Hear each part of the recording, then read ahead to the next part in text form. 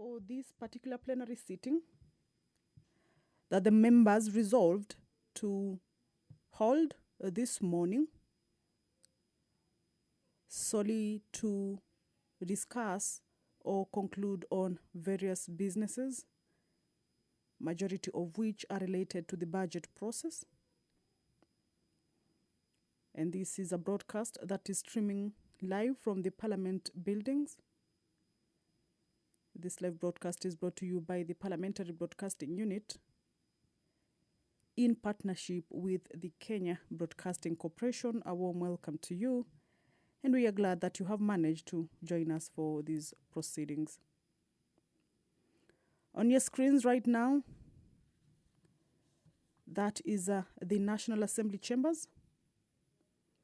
Members have already made their way inside, ready for the business that is lined up for transaction this morning.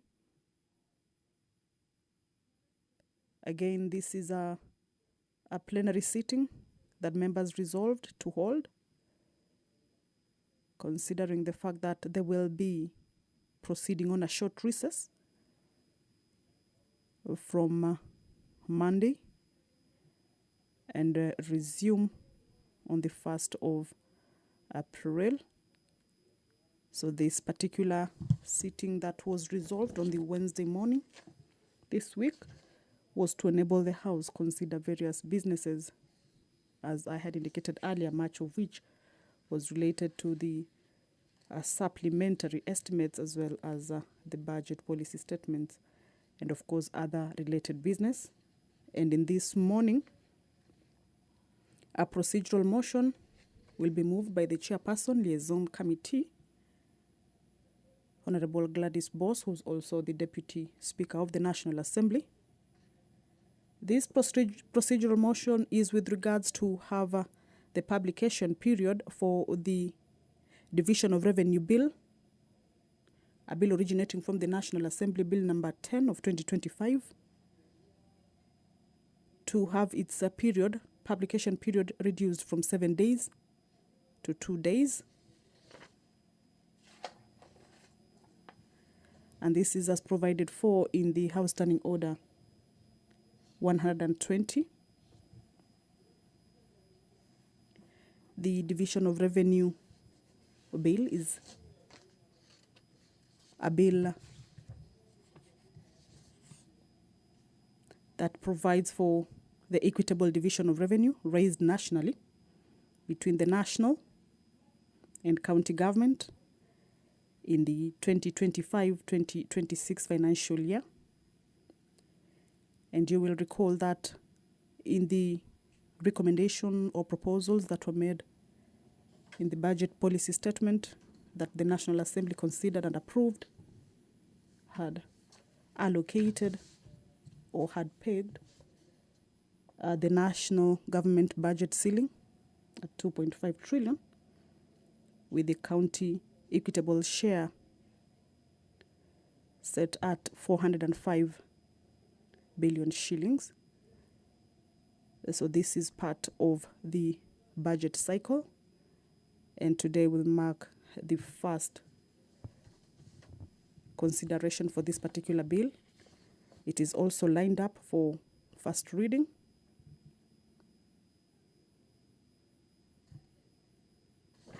Once that procedural motion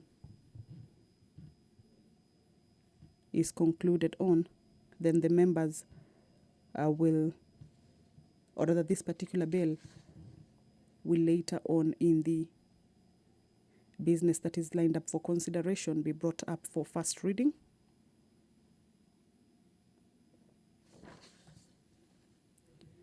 Again, the Chairperson Liaison Committee will move a motion on the report of the Committee of the Whole House on the Supplementary Appropriation Bill, a bill also originating from the National Assembly Bill number 8 of 2025. And this is a bill that also was considered on the floor of the House.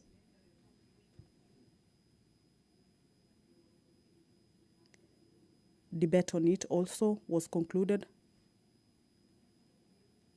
And this morning, a question will be put for the bill to proceed to the next stage, that is for the third reading. If you're just joining us, is that the House is about to commence its business.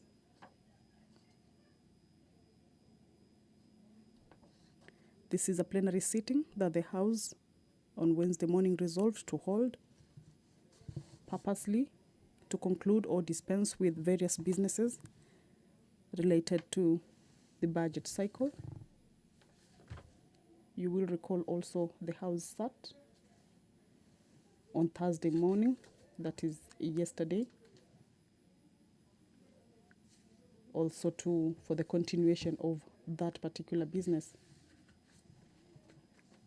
that the members hope to dispense with before they commence a short recess set to begin from Monday. And as you can see already, members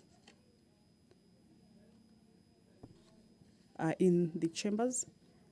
We are just waiting for the speaker's procession, and from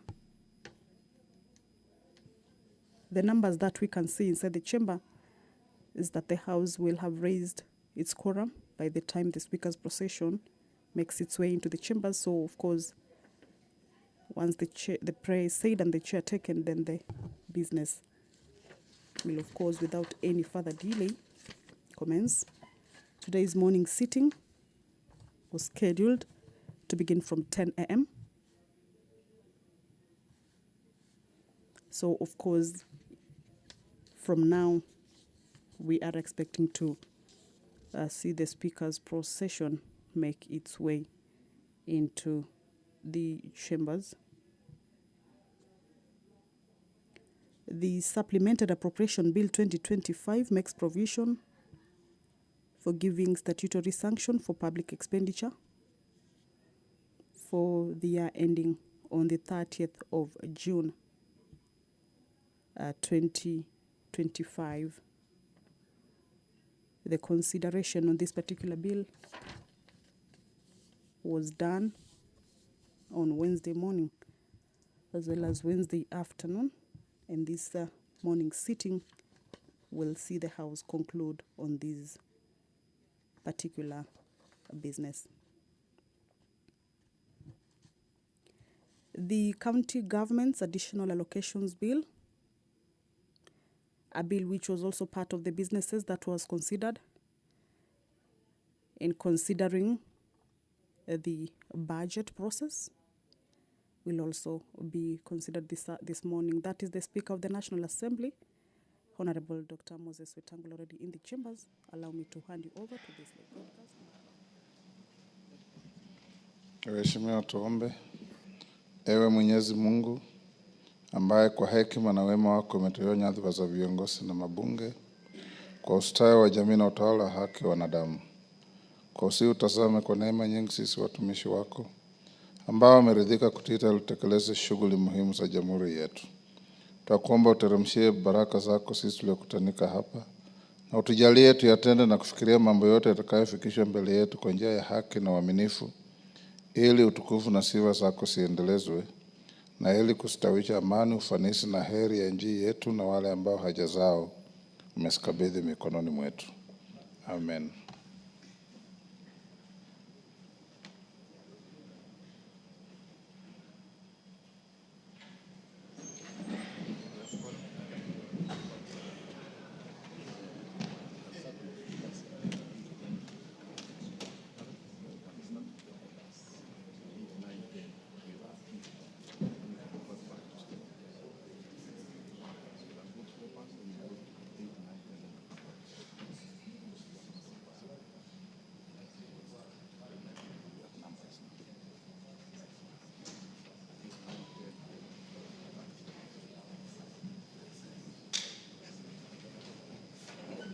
Clerk.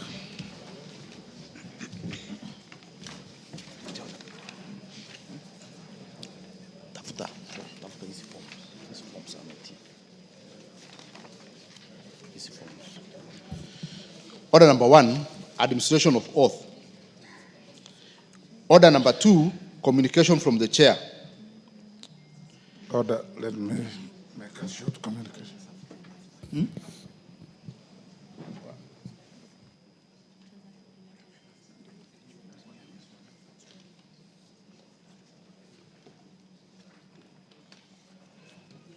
Okay, go on.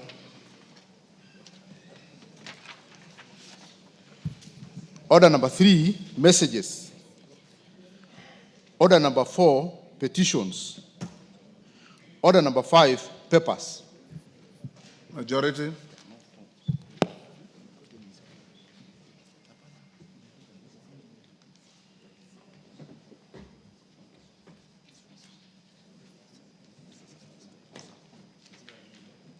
Majority Leader, are you ready? Give him the mic. Thank you, Honorable Speaker. Honorable Speaker, I beg to lay the following papers on the table of the House today, Friday, March 14th, 2025, morning sitting. A, the following legal notices, explanatory memorandum, and documents from the public participation from the Ministry of Health. 1, legal notice number 55 of 2025 relating to the Social Health Insurance Amendment Regulations 2025. And 2, legal notice number 56 of 2025 relating to the tariffs for healthcare services. Honorable Speaker, very important legal notices, especially relating to SHA. Here, Honorable Speaker. B, reports of the Auditor General and financial statements for the year ended 30th June 2024 and the certificates therein in respect of 1, Grand Dream Development Party, Health Records and Information Managers Board, HELB Staff Car Loan and Mortgage Scheme, Jeremiah Nyaga Polytechnic, Kaguru Agricultural Training Center, Kenya Civil Aviation Authority, Kenya Industrial Property Institute, Kenya Industrial Research and Development Institute, Kenya Institute of Primate Research, Kenya Investment Authority, Kenya National Congress, Kenya National Entrepreneurs Savings Trust PLC, Kenya National Shipping Line Limited, Kenya Nuclear Regulatory Authority, Kenya Trade Network Agency Mortgage and Car Loan Fund, Kenya Trade Network Agency, Kibabii University, Masinde Muliro University of Science and Technology, National Cancer Institute of Kenya, National Commission for Science, Technology and Innovation, National Council for Peace for Persons with Disabilities, National Mining Corporation, Office of the Deputy President, Special Economic Zone Authority, State Department Center and Arts and Heritage, State Department of Culture, the Arts and Heritage, State Department for Broadcasting and Telecommunications, State Department for Correctional Services, State Department for Economic Planning, State Department for Industry, State Department for Social Protection and Senior Citizen Affairs, State Families Rehabilitation Trust Fund, State Department for Social Protection and Senior Citizen Affairs, Tharaka Nithi University, the Pharmacy and Poisons Board, University of Embu, and at 35 Uwezo Fund Oversight Board. I thank you, Honorable Speaker, and I beg to lay. Thank you, Owen. Chairperson, Public Accounts. Thank you, Mr. Speaker. Honorable Speaker, I beg to lay the following paper on the table of the House today, Friday, 14th March 2025, report of the Public Accounts Committee on the examination of the report of the Auditor General on the financial statements for the national government, ministries, departments, and agencies for the financial year 2021-2022. Thank you, Mr. Speaker. Thank you, Chairperson, Departmental Committee on Finance and National Planning. Thank you so much, Mr. Speaker. Honorable Speaker, I beg to lay the following paper on the table of the House today, Thursday, 13 March 2025. Report of the Departmental Committee on Finance and National Planning on its consideration of the agreement for the establishment of the Africa Finance Corporation. Thank you. Thank you. Next. Next order.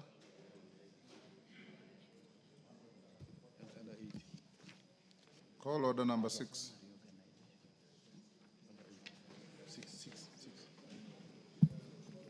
Order number 6, notices of motion. Tende Mwale. Thank you, Mr. Speaker.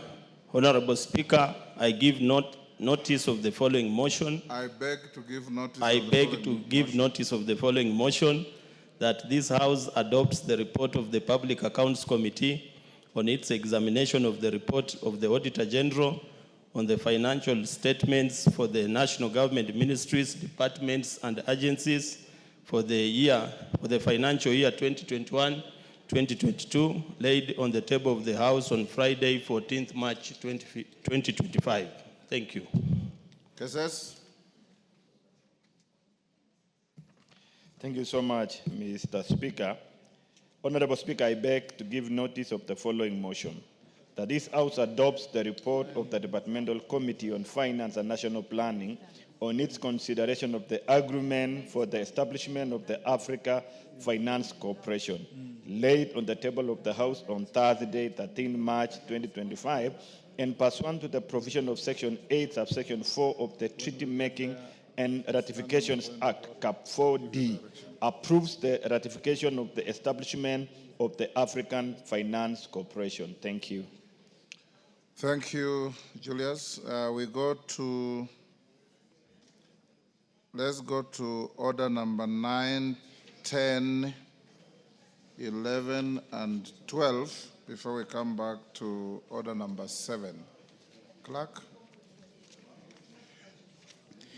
Order number 9, motion. Report of the Committee of the Whole House on the Supplementary Appropriation Bill, National Assembly Bill number 8 of 2025. Question to be put in third reading.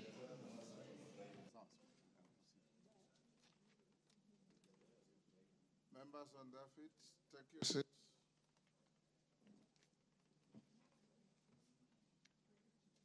Naomi, take your seat. Honorable members, we'll dispose of the questions at orders number 9, 10, 11, and 12.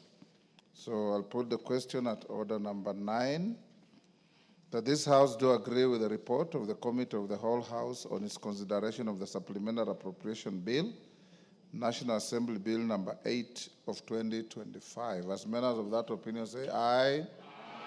Will those of the contrary opinion say nay? The ayes have it. Mover? Gladys? That's order number 9. Honorable Speaker, I beg to move that the Supplementary Appropriations Bill, National Assembly Bill number 8 of 2025 be now read a third time, and I also request Honorable Kimani Ichung'wah, Majority Leader, to second. Thank you, Honorable Speaker. Honorable Speaker, I beg to second. And with your indulgence, Honorable Speaker, let me take this opportunity to thank members who stayed until very late yesterday afternoon to conclude this appropriation bill for a second supplementary appropriations bill. Honorable Speaker, for the benefit of those who are not in the House, we have now appropriated resources that are going into many of our MDAs, our ministries, departments, and agencies of government. And part of the money that we have appropriated, Honorable Speaker, I'm glad touches on some of the pertinent issues in the country that members of parliament have been petitioned on, including the collective bargaining agreements touching on our healthcare workers and our universities, Honorable Speaker. And you remember many of our university lecturers have been agitating for support for their universities. But the most important thing, Honorable Speaker, that I noted in this supplementary appropriations bill is the additional resources going especially to our universities, part of our healthcare sector, like the national referral hospitals, coming from A&A, appropriations in aid. Honorable Speaker, as I had mentioned during debate, most of these resources are coming as a result of digitization of the resource mobilization efforts in many of our parastatals. And therefore important to point out, Honorable Speaker, because it has been tradition in the past that when we do the second supplementary estimates, many MDAs get into a procurement rush so that they're able to expend many of these resources ahead of the financial year. We must tell them that the money appropriated, whether it comes from your A&A, must be done in a very transparent and accountable manner. And that's not just for MDAs that are raising their own resources, Honorable Speaker, we have also appropriated resources going to SHA, and you've seen the legal notices my deputy has just tabled this morning, that are going towards enhancement of the efficiency of the SHA program, Honorable Speaker. And we must ask even those agencies that are getting resources that are coming from member contributions, they must also be accountable. Honorable Speaker, I say that because we have also seen this year increments that have been effected on the National Social Security Fund contributions. And they are also getting resources that are being contributed by Kenyans going towards their later care in old age under pensions. Honorable Speaker, I'm in possession of a petition that I am going through, and I'll be able to see what to do once I'm able to go through it.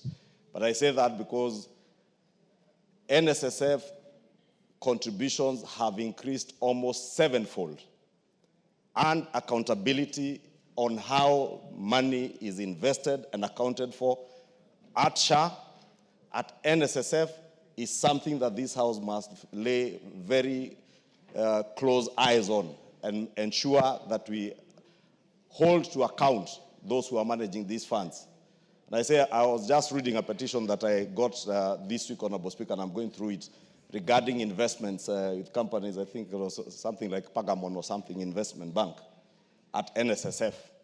And Honorable Speaker, all these monies that Kenyans are contributing, it is these members, and that's why I took liberty in seconding, to remind ourselves that it is us who must ensure that any money we appropriate to any state agency, ministry, or department, using our departmental committees, using our oversight committees, we must ensure there is proper accountability of all public resources, those that we appropriate and also those that are being contributed by Kenyans, like SHA, NSSF, and other funds that Kenyans contribute to, including, Honorable Speaker, the resources that are going to our agencies, the road agencies, Honorable Speaker, as much as we are still struggling with RMLF, with the courts.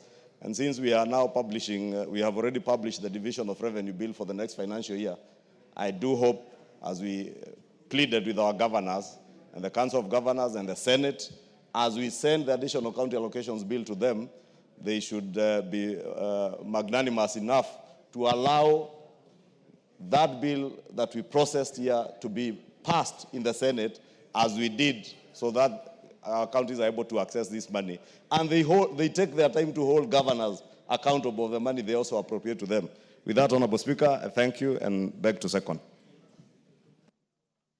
Thank you, Majority Leader. I now propose the question that the Supplemental Appropriation Bill, National Assembly Bill number 8 of 2025 be now read a third time. I put the question.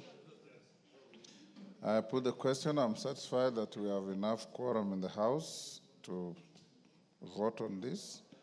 I now put the question, which is that the Supplemental Appropriation Bill, National Assembly Bill number 8. You can't do that, Catherine. You can't do that. The supplement, you are getting out of order. This bill was debated in extenso.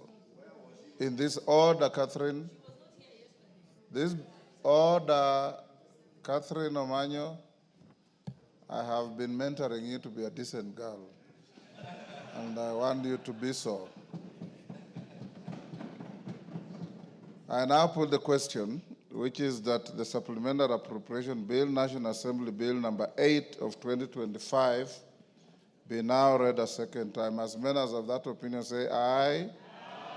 Will those of a contrary opinion say nay? The ayes have it. A bill for an act of parliament to authorize the issue of certain sums of money out of the consolidated fund and the application towards the service of the year ending on the 30th June 2025, and to appropriate those sums to certain public services and purposes. Order number 10, motion. Report of the Committee of the Whole House on the County Government's Additional Allocations Bill, National Assembly Bill number 2 of 2025. Question to be put and third reading. Members on their feet, take your seats. Sigai, take the nearest seat.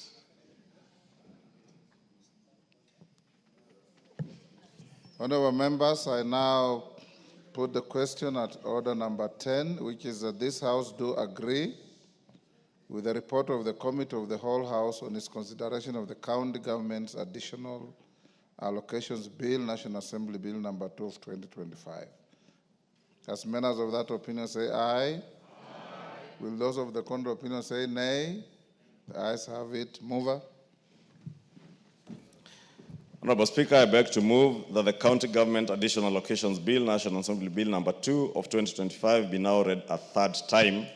I also request the Honorable Hillary to second. Hillary, give him the mic. Honorable Speaker, I second.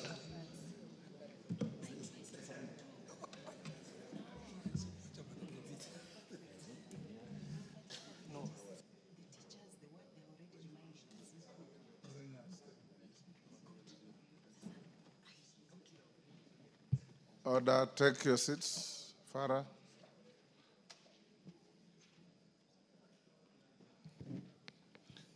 Sorry, honorable members, I was consulting with the member for Busia County. Honorable members, I now propose the question, which is that the County Government's Additional Allocations Bill, National Assembly Bill number 2 of 2025, be now read a third time. I put the question. I now put the question, which is that the County Government's Additional Allocations Bill, National Assembly Bill number 2 of 2025, be now read a third time. As members of that opinion say aye. Aye. Will those of the contrary opinion say nay? The ayes have it. A bill for an act of parliament to provide for the additional allocations to county governments for the year 2024-2025 financial year, the responsibilities of national government and county governments pursuant to such allocation and for connected purposes. Order number 11, motion, report of the Committee of the Whole House on the Public Finance Management Amendment number 2 Bill, National Assembly Bill number 26 of 2024, question to be put and third reading. Next order. You've called? Yes. Number 11. Order, Honorable Farah, take a seat.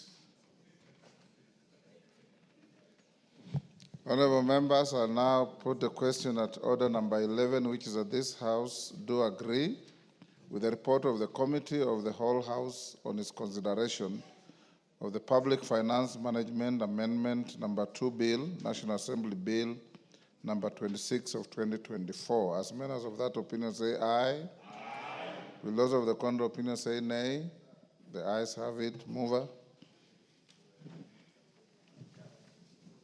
Mover.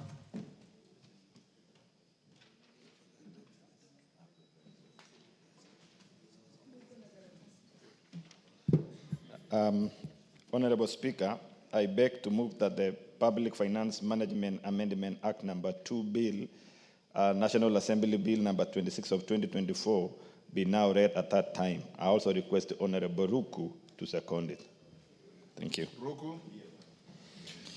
Honorable Speaker, I rise to second the motion because it's an important, because it's an important component for the Republic in terms of public financial management, so that we can get it right as a nation. I second. Thank you. Members on their feet, take the nearest seats.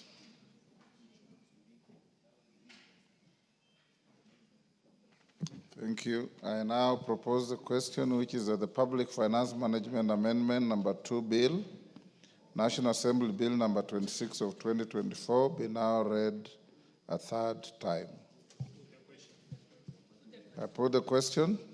I now put the question, which is that the Public Finance Management Amendment number 2 Bill, National Assembly Bill number 26 of 2024, be now read a third time. As many as of that opinion say aye. Aye. Will those of the contrary opinion say nay? The ayes have it. A bill for an act of parliament to amend the public finance management and for connected purposes. Order number 12, motion, Report of the Committee of the Whole House on the Insurance Professionals Bill, National Assembly Bill number 13 of 2024, question to be put and third reading. Members on their feet, take your seats.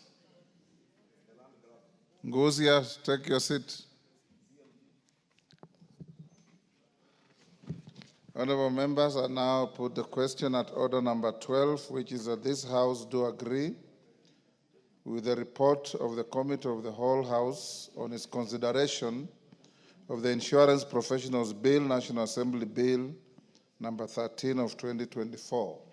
As members of that opinion say aye. Aye. Will those of the contrary opinion say nay? The ayes have it. Mover. Thank you so much, Honorable Speaker. Honorable Speaker, I beg to move the Insurance Professional Bill, National Assembly Bill number 13 of 2024, be now read at that time. I also request the former member of the Departmental Committee on Finance, Honorable Makalab, who has instead moved to Departmental of Education, to second.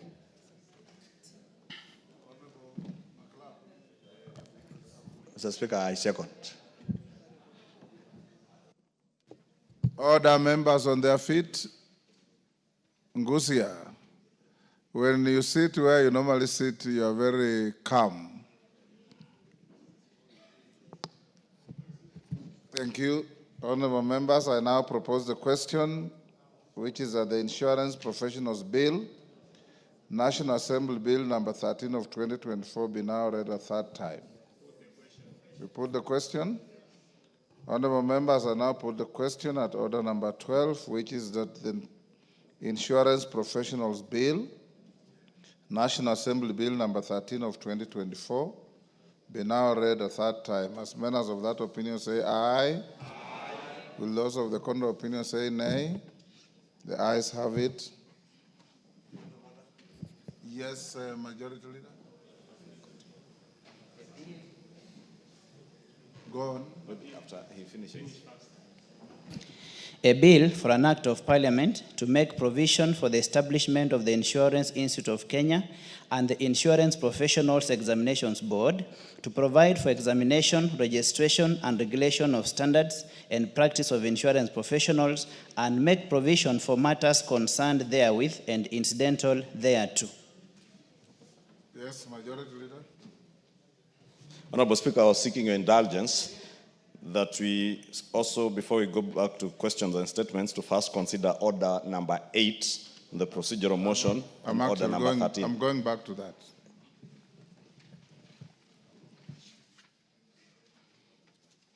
Call out order number 8. Order number 8, procedural motion, reduction of publication period of a specified bill. My chairperson lies on committee. Deputy Speaker.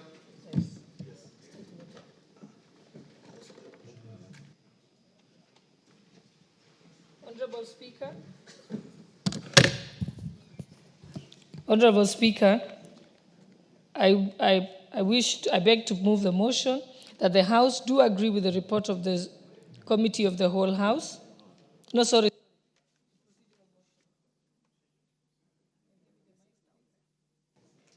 Honorable Speaker, I wish to move a motion that the House, that pursuant to the provisions of Standing Order 120, this House resolves to reduce the publication period of the Division of Revenue Bill, National Assembly Bill number 10 of 2025, from 7 days to 2 days.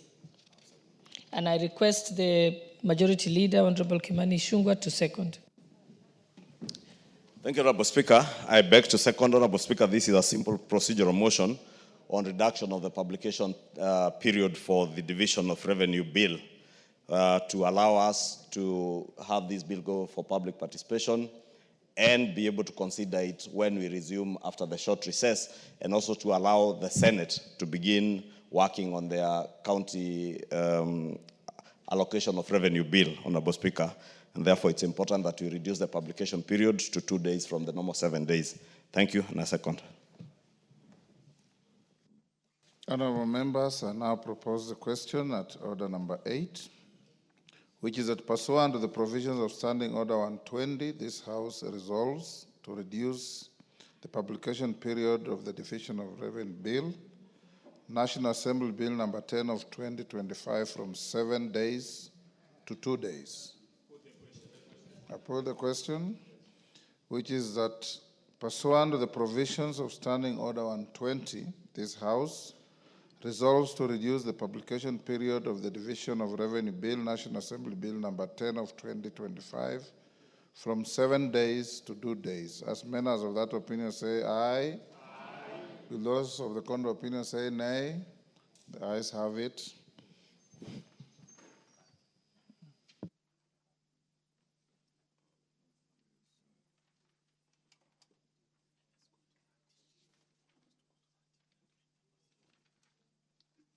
Call out order number 13 for first reading.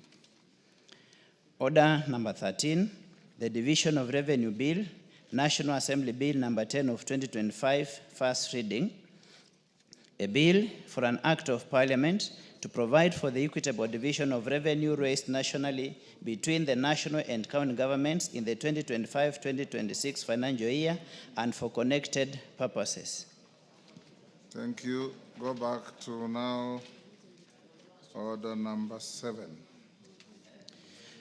Order number 7, questions and statements. Honorable members, we now go to questions and statements. I've had a special request for the woman rep for Nandi County, Cynthia Muge, who is number 6 on the list, to be given priority. She says she has an urgent matter to attend to. So I'll start with you, Cynthia. Statement number 6, Cynthia Muge, Nandi County.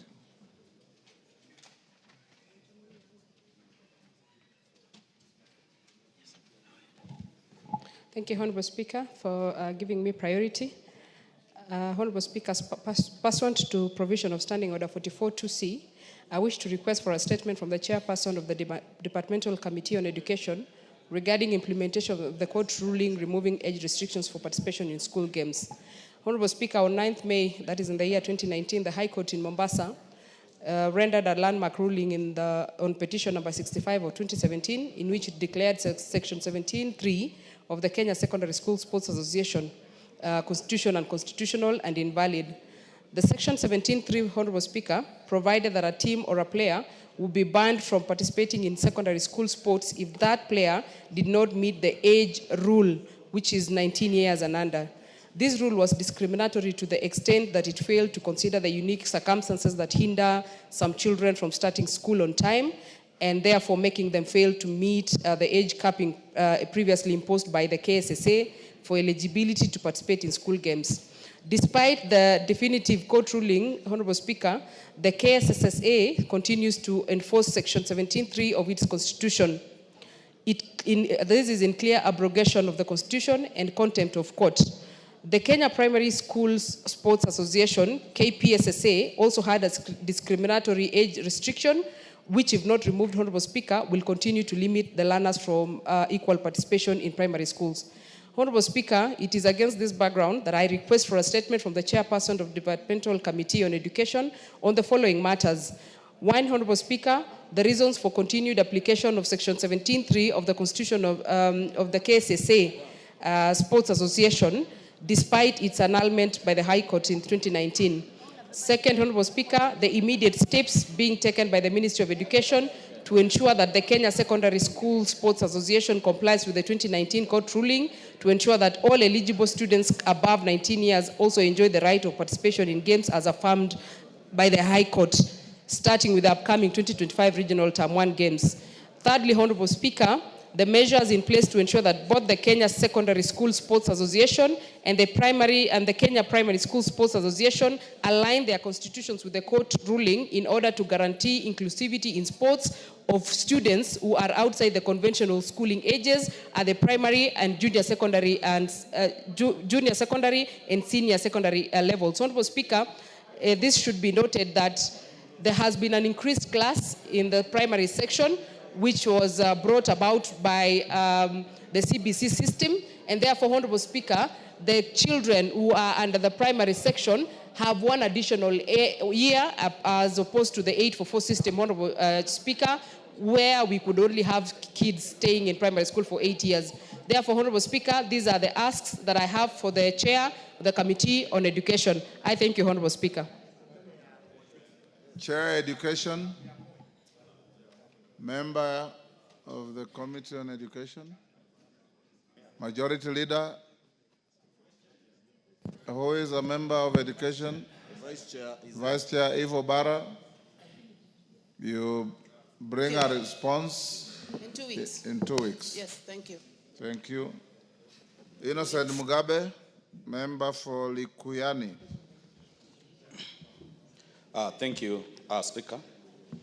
Honorable Speaker, pursuant to the provisions of Standing Order 44.2c, I rise to request for a statement from the Chairperson of the Departmental Committee on Administration and Internal Security regarding the recent violent clashes between police and residents of Likuyani constituency. Honorable Speaker, an altercation between a Nyumba Kumi official and a community member on 4th March 2025 triggered a wave of demonstrations, destruction of property, and loss of lives in Konambaya area, Likuyani constituency. On 4th March 2025, Mr. Simon Ashibira, the chairperson of community policing in Zoya Ward, allegedly assaulted Mr. Sydney Vugigi Culture, a young community member of ID number 26448917. Unfortunately, Mr. Sydney Vugigi succumbed to his injuries while undergoing treatment at Kitale Referral Hospital. Following his death, enraged residents stormed the home of the alleged assailant, intending to harm him, his family, and property. Police officers from Matunda Police Station, reinforced by officers from Moisbridge Police Station, intervened and evacuated Mr. Ashibira and his family. Honorable Speaker, upon the evacuation, violent clashes erupted between angry residents and the police, leading to the fatal shooting of Ms. Dorcas Naliaka Wanjala, an expectant lady, and Ms. Sarah Toshia Boaz, and injury of 6 police officers and vandalization of 3 police vehicles. This tragic incident raises concern about public order management, police handling of violent mobs, and overall security in the region. Honorable Speaker, it is against this background that I request for a statement from the chairperson of the Departmental Committee on Administration and Internal Security on the following. 1, a report on the status of investigations into the death of Mr. Sydney Vugigi Culture and reasons for the delay in arresting Mr. Simon Ashibira immediately to prevent public agitation and unrest in the community. 2, a report of the investigations into the deaths of Ms. Dorcas Naliaka Wanjala and Ms. Sarah Toshia Boaz, including steps taken to apprehend the police officers who used live ammunition against unarmed civilians. 3, the measures put in place to prevent the use of live ammunition during demonstration and adoption of alternative non-lethal methods of crowd control. And lastly, the steps taken by the Ministry of Interior and National Administration to compensate the families of deceased persons. I thank you, Honorable Speaker. When can you bring a response? Honorable Speaker, we can do immediately when you resume the 2 first weeks. week. Yeah. Thank you. Honorable Ali Wario Garsen.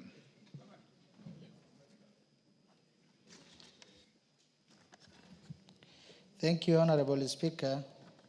Pursuant to the provision of Standing Order 44.2c, I wish to request for a statement from the chairperson of the Departmental Committee on Administration and National Security regarding the killing of Mr. Isaac Abdullah Jarsodelo in Kone Garseni constituency.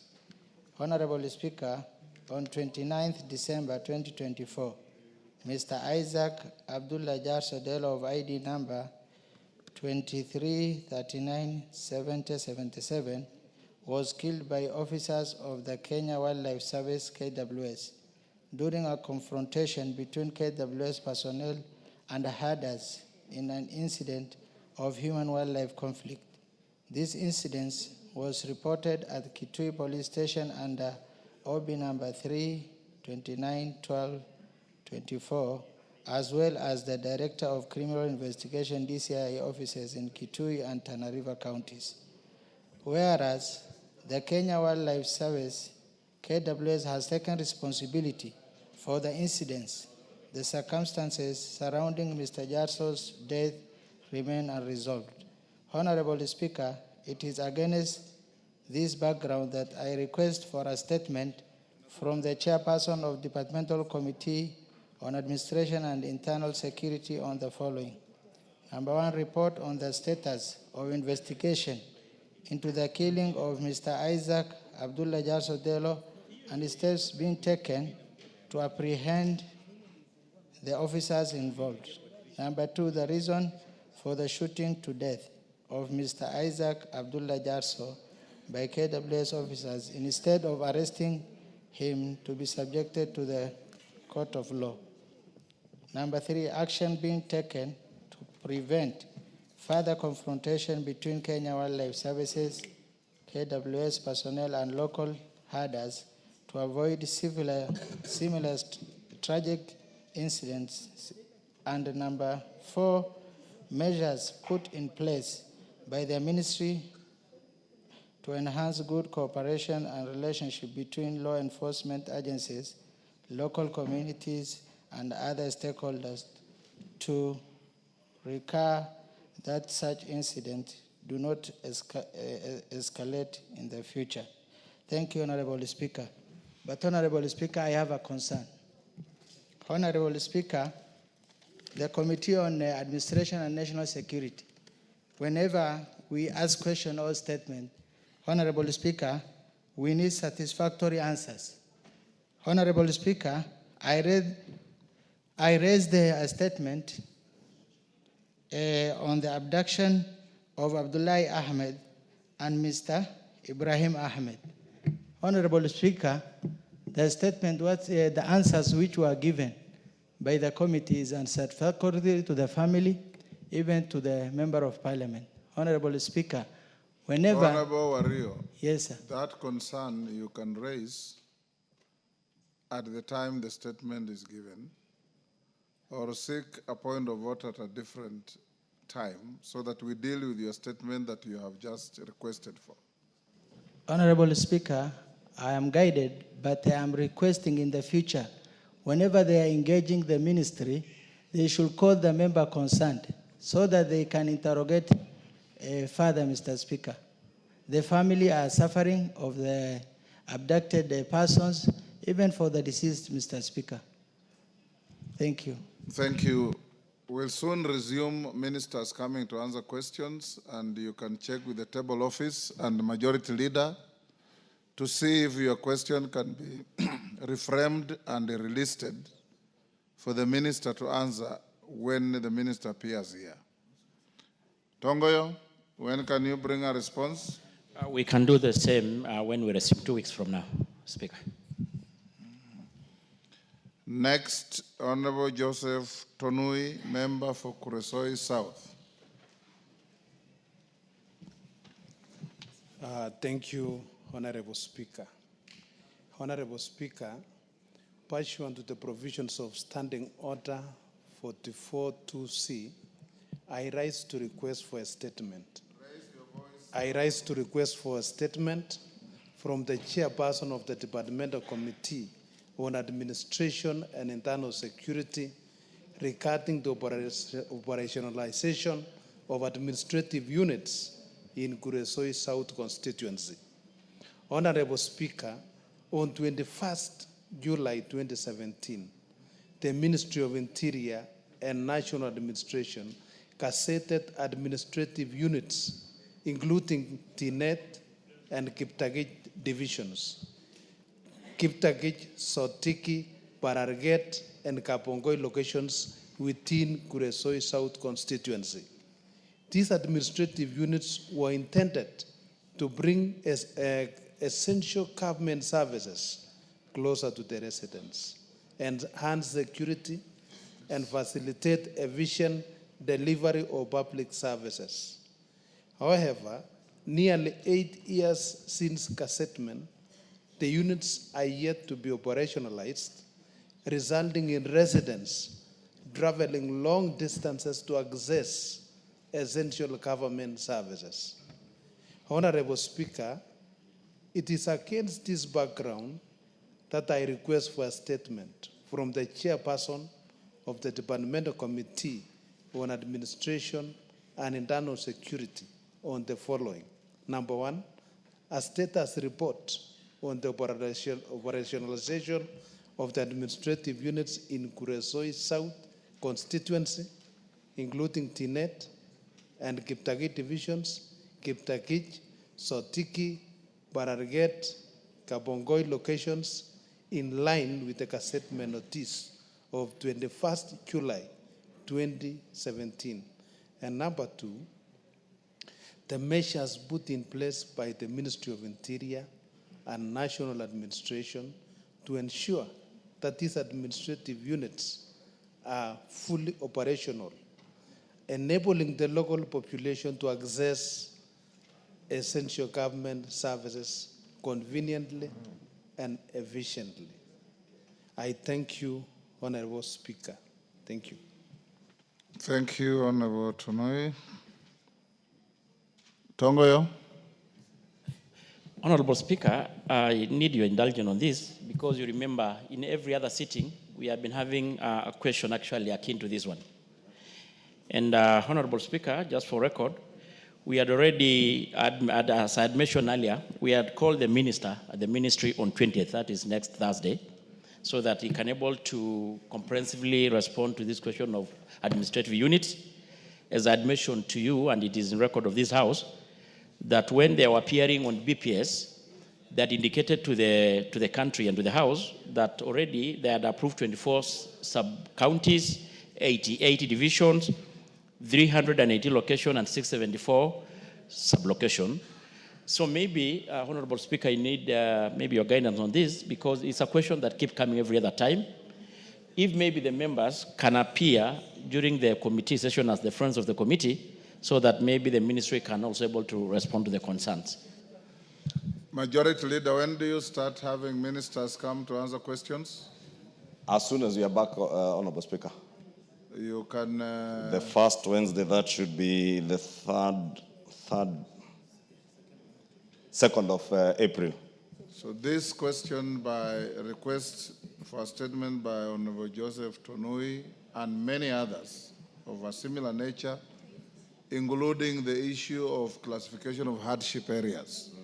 You can organize for the Minister for Interior to be the first to appear, so that you put together all those questions and statements for him to respond.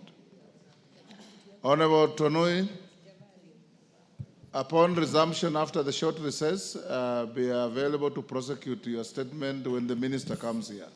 Thank you, Speaker. Well guided. Thank you. Onesimus Ngogoyo, MP, Kajiado North.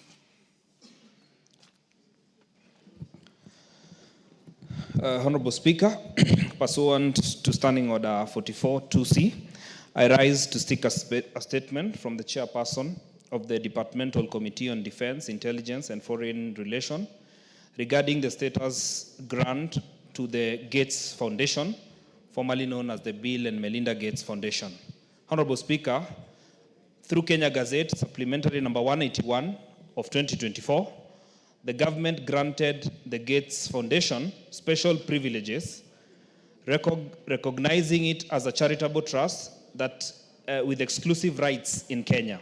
The privileges allow the foundation to engage in contract, initiate legal action, conduct property transaction, and enjoy legal immunities within the country. However, concerns have been raised regarding the rationale of granting of this special status and its broader implication, given that the involvement of the foundation in public health, agriculture, technology, programs, and other development sector, it is important to clarify the legal basis and justification for these privileges. Further, it will be important to inform the public of the full scope of activities of the foundation in Kenya and whether the privileges granted are within the established diplomatic norms. While the foundation contributes to national development, it is imperative that its operations remain within the legal and the regulatory framework set by the government. Honorable Speaker, it's against this background that I request for a statement from the chairperson of the Departmental Committee on Defense, Intelligence and Foreign Relations on the following. 1, the justification for the grant of special status to the Gates Foundation, including the diplomatic privileges and immunities for these expatriates. 2, a comprehensive report on the scope of activities the foundation is undertaking in the country. And 3, clarification of whether the activities of the foundation in the country are under state oversight and regulation. I thank you, Honorable Speaker. Chair, Defense, Intelligence and Foreign Relations, Bashir. 2 thank you. weeks. Seconds. 2 weeks. Honorable Speaker, I think we will be able to give this response just a week after we resume. You know, these matters are also touching on diplomacy, which is a bit complicated, so we need at least 1 week after we resume. 3 weeks. Okay. Honorable Joseph Gitari, member for Kirinyaga Central. Thank you, Honorable Speaker. Honorable Speaker, pursuant to provision of Standing Order 44-2C, I wish to request for a statement from the chairperson of the Committee on Education regarding the implementation of career progression guidelines for teachers. Honorable Speaker, in 2017, the TSC adopted a career progression guidelines effectively replacing the previous scheme of service. The new framework aimed to streamline promotions based on standardized criteria for all the teachers, including academic verification. However, many teachers have raised concerns about fairness and transparency of this scheme. Especially, it is claimed that the Commission does not adequately recognize efforts made by teachers to further their education, leading to career stagnation and demotivation. Further, a report revealed that some teachers have not been promoted in the last 24 years, which has led to further frustration. Honorable Speaker, it is against this background that I request for a statement from the chairperson of the Departmental Committee on Education on the following. 1, report on implementation of the career progression guidelines, especially how academic verification have been considered in the promotion of teachers. Mr. Speaker, number 2, a report of the number of teachers promoted since 2017, including head teachers, and reasons for the lack of promotion of some teachers over the past 24 years. Number 3, Mr. Speaker, the measure that the Teacher Service Commission has put in place to remedy career stagnation problem among teachers, noting the current shortage of junior secondary school teachers. And finally, Mr. Speaker, strategies that the Teacher Service Commission has put in place to motivate teachers, especially those who enhance their academic qualification. I thank you. Honorable Gitari, Geoffrey Ruku, Bere North.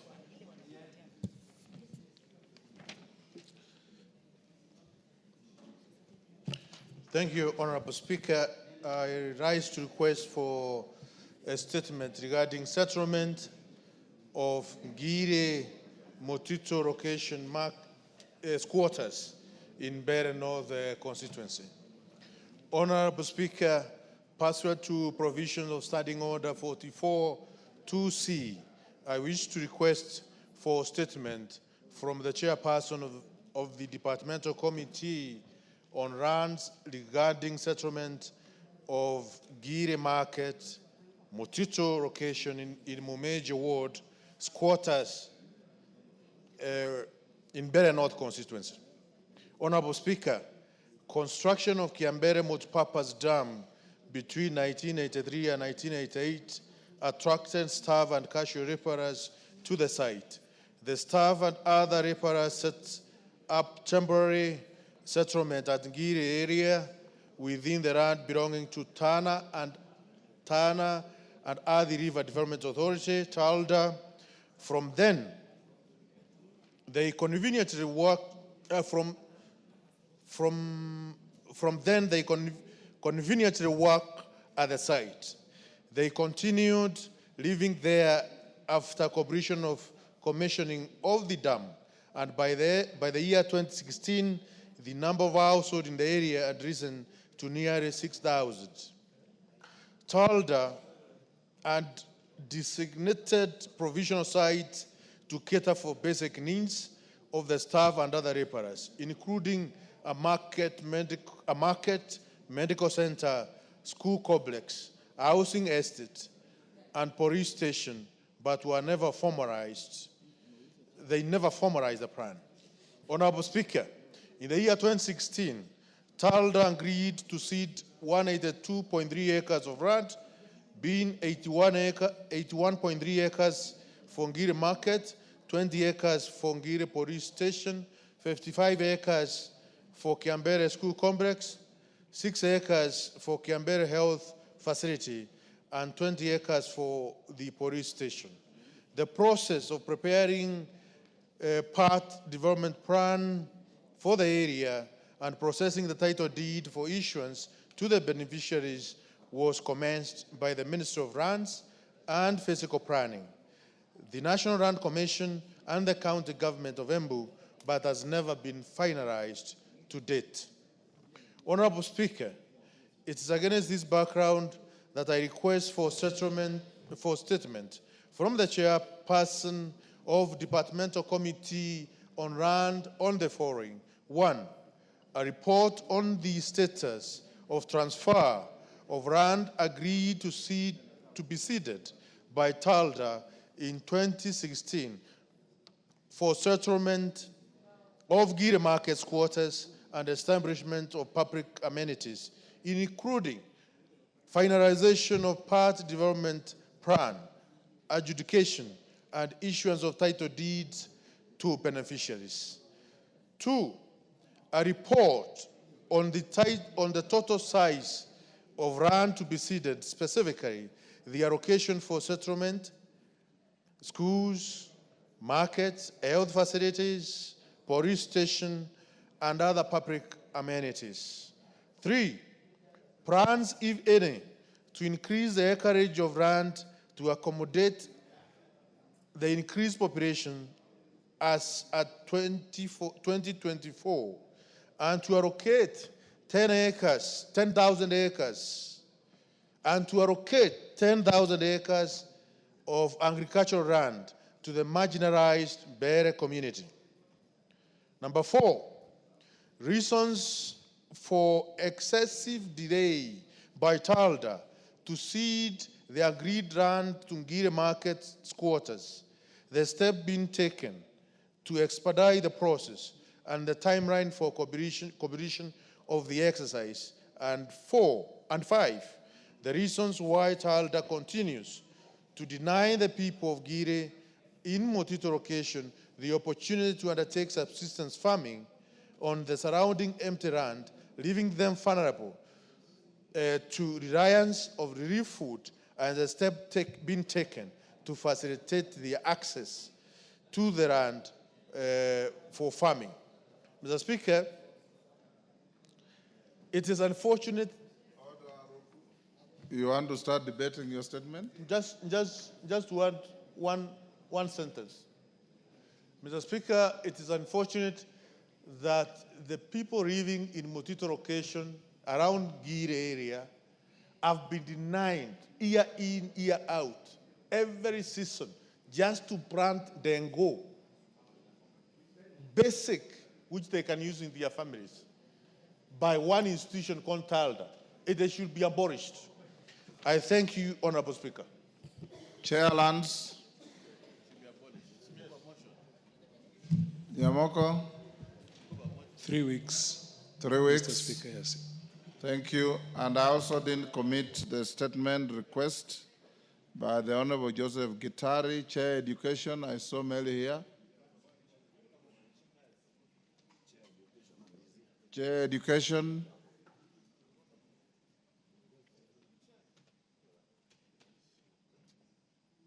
Majority Leader communicate to the Chair Education to respond to Honorable Gitari's request in 3 weeks. I will. They're actually consulting with the Vice Chair just behind you. 2 weeks. 2 weeks. Prokuyo, as the chairman of the committee, has said 2 weeks.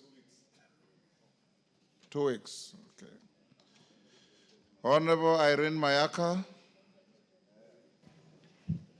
Thank you, Honorable Speaker. Honorable Speaker, I hereby request for a statement on the status report of the campaign to end female genital mutilation by 2022. Honorable Speaker, pursuant to Standing Order 44.2c, I wish to request for a statement from the chairperson of the Departmental Committee on Social Protection on the status of the campaign to end female genital mutilation by 2022. Honorable Speaker, in November of 2019, the Ministry of Public Service, Gender and Affirmative Action launched a national policy on abandonment of female genital mutilation following a firm commitment from the then President on the 4th of June 2019 to put an end to the female genital mutilation, in brackets FGM, by 2022.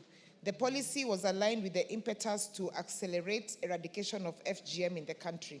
Honorable Speaker, while the strides taken by the Minister for Public Service, Gender and Affirmative Action in the eradication of FGM cannot be gainsaid, certain areas in the country still practice FGM. There is therefore need for extension of the campaign to end female genital mutilation to ensure total prohibition and eradication of all forms of FGM in the country. Honorable Speaker, it is against this background that I seek a statement from the chairperson of the Departmental Committee on Social Protection on the following. Number one, status report on the achievements that resulted from the campaign towards ending FGM by 2022.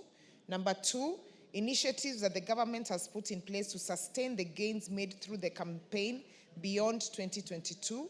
Number three, report on the programs the government has initiated towards sensitizing communities susceptible on the negative effects of FGM and the amount of resources allocated to achieve accelerated eradication of the vice.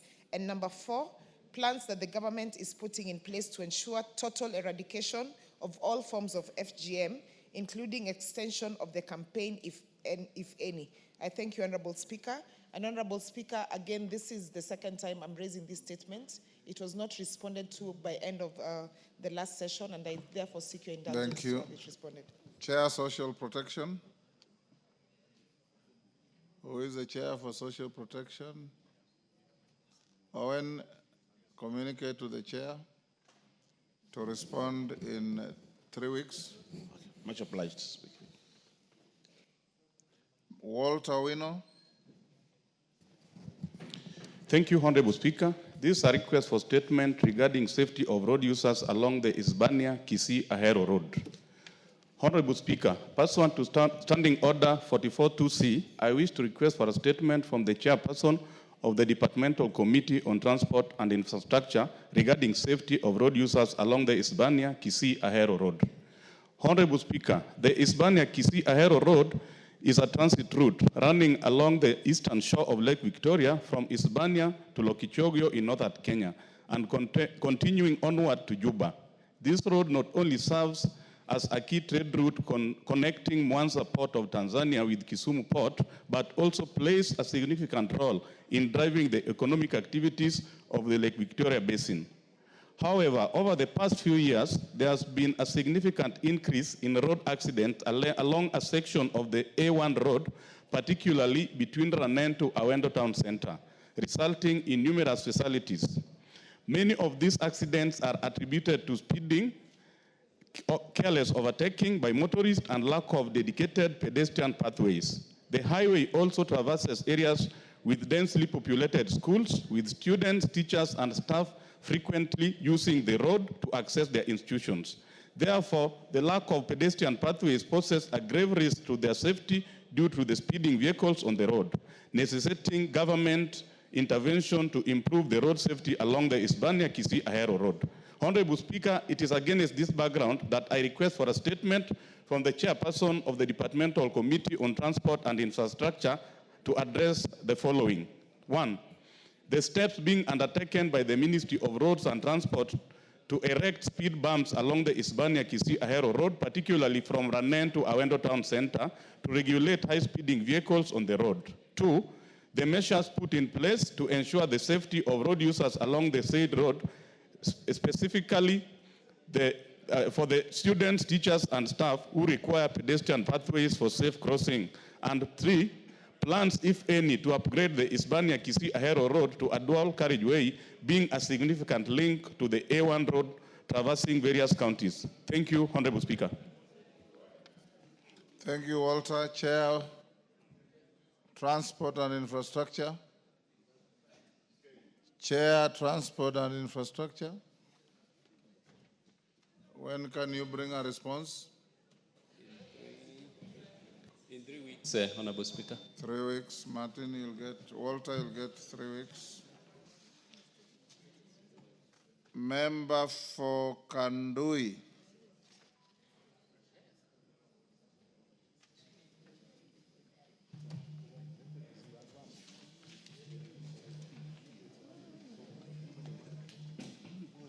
I'm going to them. Okay. Give him the mic.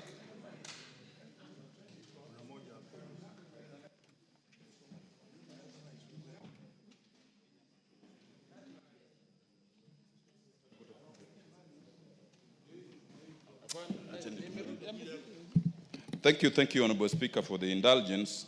Honorable Speaker, pursuant to the provisions of Standing Order 44.2c, I wish to request for a statement from the chairperson of the Departmental Committee on Lands regarding the registration status of land parcels in Kandui constituency.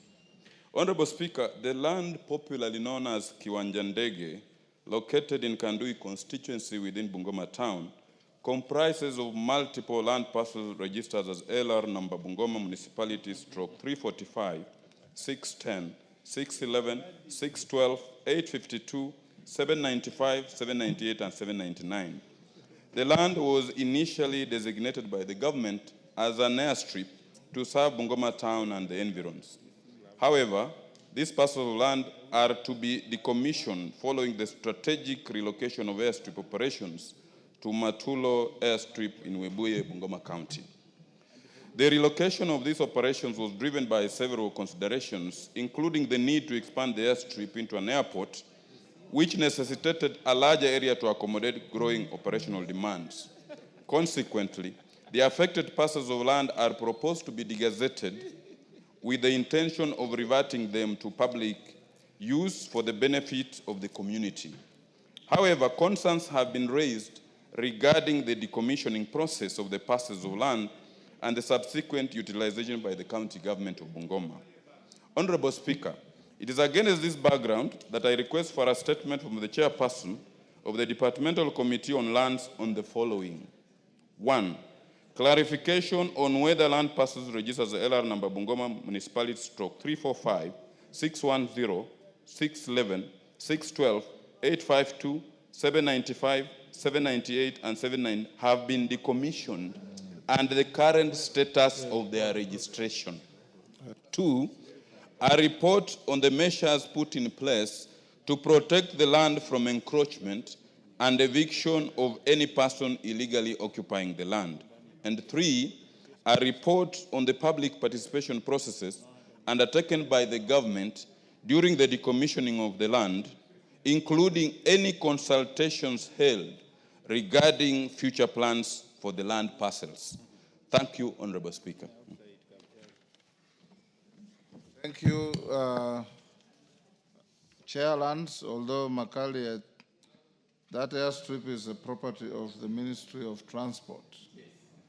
I don't know whether Lands is the correct respondent. I direct that the question, the statement request, be directed to the Chair of Transport and Infrastructure. GK. Noted, Honorable Speaker. When do you bring a response? 3 weeks. 3 weeks? Yes. Okay. Theodis in Zambia. Theodeus in Zambia. MP for Kilome. Thank you, Honorable Speaker, for this precious opportunity.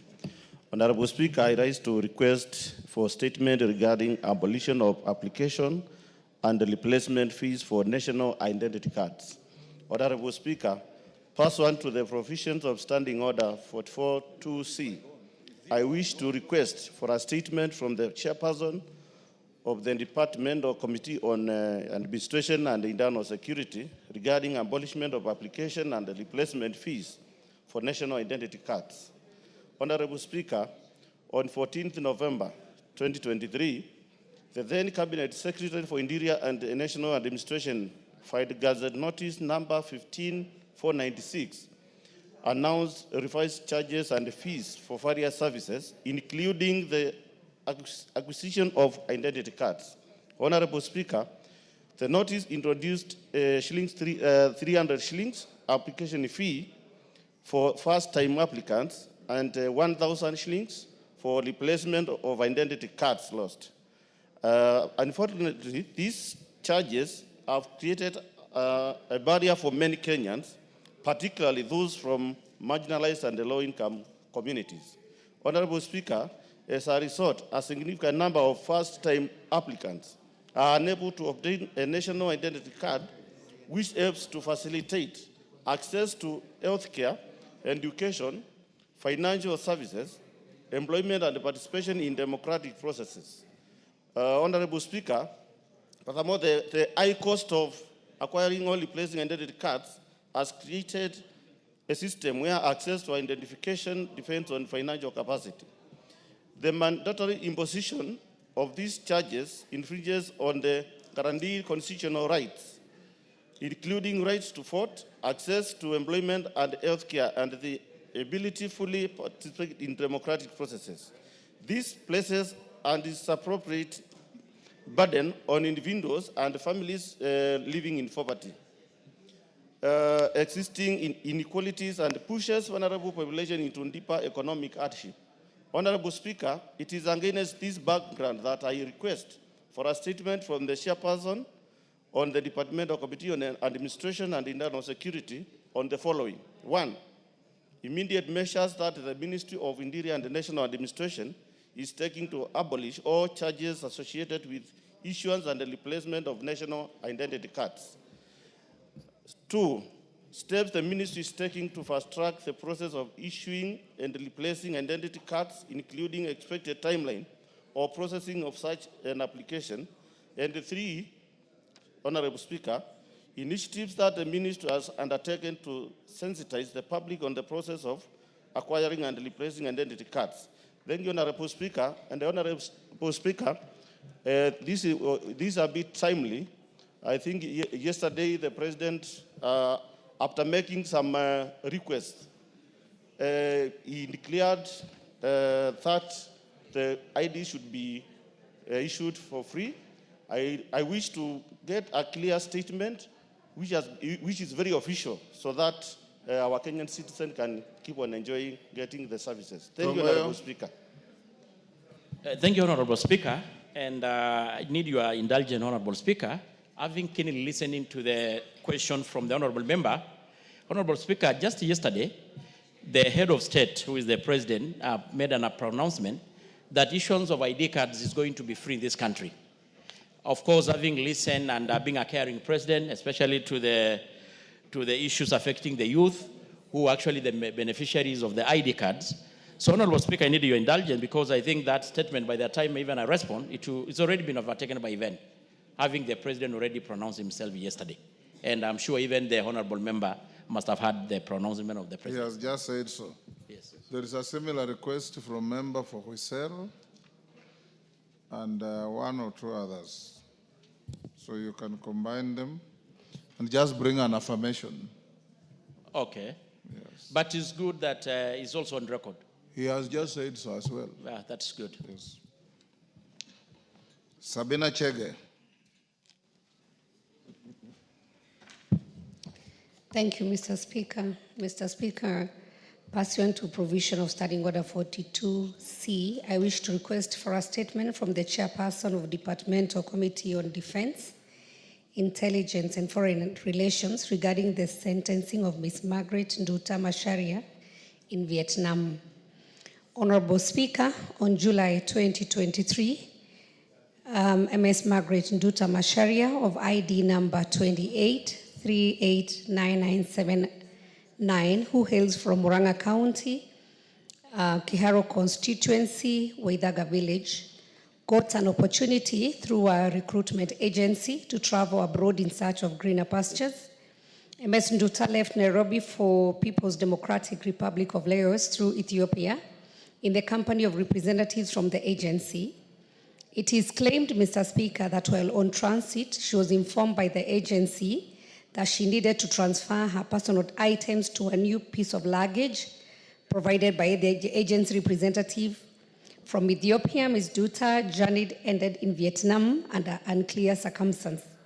Her family was later called by an unknown person and informed that she had been arrested in Vietnam.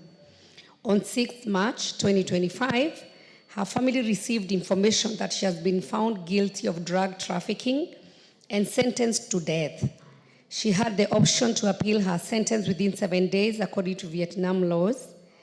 Honorable Speaker, it is against this background that I request for a statement from the Chairperson of the Departmental Committee on Defense, Intelligence and Foreign Affairs on the following. 1, urgent measures that the government is taking to intervene and assist Ms. Margaret Nduta Macharia, a Kenyan arrested sentenced to death in Vietnam. And I understand, Mr. Speaker, that the appeal was meant to be done by 12th of March this year. And number 2, steps the relevant agencies have taken to investigate the allegations of swapping of Ms. Margaret Nduta Macharia luggage in Addis Ababa while on transit to People's Democratic Republic of Laos. And 3, measures that the government has put in place to facilitate the family of Ms. Margaret Nduta in reuniting with her and prevent similar incidents from occurring in the future. And Mr. Speaker, might be also whether there is any foreign policies, and especially on many of our young people, Mr. Speaker, who are traveling out of this country through recruitment agencies, whether the government takes time to even educate them on the expectation and when they go, how they can be able to reach out to the embassies in case of such need of help. I thank you, Honorable Speaker, for the opportunity. Defense, Intelligence and Foreign Relations. Major Bashir. Yes, sir. Thank you, Honorable Speaker. And I think, as I've earlier said, that we have another statement and we'll still bring them together first week after we resume from recess. Thank you. Joseph Lelmengit. Yes, Sabina, hold on. Lelmengit, take your seat. Mr. Speaker, I just wanted to humbly request that the committee should reach out to the ministry immediately because, Mr. Speaker, this is a death sentence that is facing a Kenyan. It is urgent. The deadline, I think, was yesterday, 12th. So even if they will not deliver the message, I know because you're going on recess, I'll just request that this is immediately passed to the Ministry of Foreign Affairs so that they can start handling the matter and especially reaching out to the family who are on distress, Mr. Speaker. Major Bashir, get all of the statement, liaise with Foreign Affairs. Even as we are on recess, committees are working. Once you have any response, communicate with the questioner and bring a response to the House on the first sitting day after recess. Thank you, Honorable Speaker. Well guided, and I think I will get the statement and pass it on to the ministry so that we can get even an answer way before even we resume. Thank you. Thank you. Lelmengit. Thank you, Honorable Speaker. I would like to request for a statement regarding the role of government in promoting labor mobility among the youth through the Youth Enterprise Development Fund. Honorable Speaker, Pursuant to the provision of Standing Order 44-2C, I rise to request for a statement from the chairperson of the Departmental Committee on Social Protection regarding the role of government in promoting labor mobility among the youth through the Youth Enterprise Development Fund. Honorable Speaker, the Youth Enterprise Development Fund, operating under the Ministry of Youth Affairs, Creative Economy and Arts, was established to advance the government's commitment to job creation, innovation, and sustainable development among Kenya's growing youth population, targeting individuals aged 18 to 35 years, who constitute approximately 25 million people. The fund provides financial assistance, capacity building programs, and market linkages to empower young entrepreneurs in establishing and expanding their businesses. The fund seeks to enhance unemployment opportunities and drive economic empowerment by offering affordable loans, entrepreneurial support, thereby contributing to national growth and poverty reduction. However, despite various government interventions, youth unemployment in Kenya continues to rise, posing a major socio-economic challenge. While the fund plays a crucial role in mitigating unemployment by supporting young entrepreneurs, the available resources remain insufficient to meet the high demand, limiting its overall effectiveness in addressing this crisis. Addressing these funding gaps and expanding access to financial support is essential for maximizing the fund's impact and fostering sustainable economic opportunities for the youth. Honorable Speaker, it is against this background that I rise to seek a statement from the chairperson of the Departmental Committee on Social Protection on the following. Number one, a detailed report on the total budgetary allocation for the Youth Enterprise Development Fund since its inception. Number two, the current status of labor mobility among the youth and the actual number of beneficiaries who have actually accessed support through the fund. Number three, a report on the sensitization programs, if any, undertaken or planned to be undertaken to enlighten the youth on the general population on the significance of the fund. And lastly, the key challenges that have hindered the effective implementation of the program since it was launched and steps taken to address the challenges. I thank you, Honorable Speaker. Thank you. Thank you. Chair, Committee on Labor. Majority Leader informed the Chair to bring a response in 3 weeks. Much obliged, Honorable Speaker. Thank you. Honorable members, allow me to acknowledge in the public gallery Harry Junior Secondary School from Dagoretti South, Nairobi, Our Lady of Nazareth Comprehensive School, Embakasi South, Nairobi. On my behalf and on behalf of the House, we welcome the students and their teachers to the House of Parliament. Yes, Omolher. Thank you, Honorable Speaker, for your consideration. Honorable Speaker, you directed last week that a response be brought for a statement I gave to the Departmental Committee on Regional Development. A statement you gave or you requested? I requested for a statement, yes. but response was supposed to be brought today. You directed that it be brought this week. Which committee? Hasn't been scheduled for. Please, I need your indulgence on this. It's on the drought situation, and we're in the month of Ramadan. Yes. And you are directed that Chair Regional it be treated Development. urgently. Who is the Chair Regional Development? Lo Chakapong, ako kwa nyumba? He's not here. Owen Bayer, do you know where your chairman is? You know, Honorable Speaker, although one of the days we appointed to sit, but it's also an unusual day to actually. It's unusual for everybody. Yes. Yes. So why we are all here. To expect a statement today, okay, but I will inform. It is what? It is? Okay, Honorable Speaker, being a Friday, on a day when we did expect that a statement would be read today, and I think the chairpersons also elections were being done last week. It's that important. is one of the committees that were not affected. Yeah. Lochakapong was not subjected to any election. Where is he? Allow me, Chapong is not here, Honorable Speaker, and allow me to inform him that he brings the statement. I know because of Ramadan and all that be late, but I will ask her to indulge us to allow us to bring the statement when we open. As you do so, yes, once House Business Committee decides, yes, and the plenary of this House agrees, yes, that there's a sitting of the House, even if it were Sunday, it is like any other sitting day. Okay. So there is no excuse that is an unusual sitting day. It's unusual for everybody. Okay. I'm guided, Honorable Speaker. And tell your chairpersons of committees, like you have said yourselves before, they must be the first to be in this House on each and every sitting day.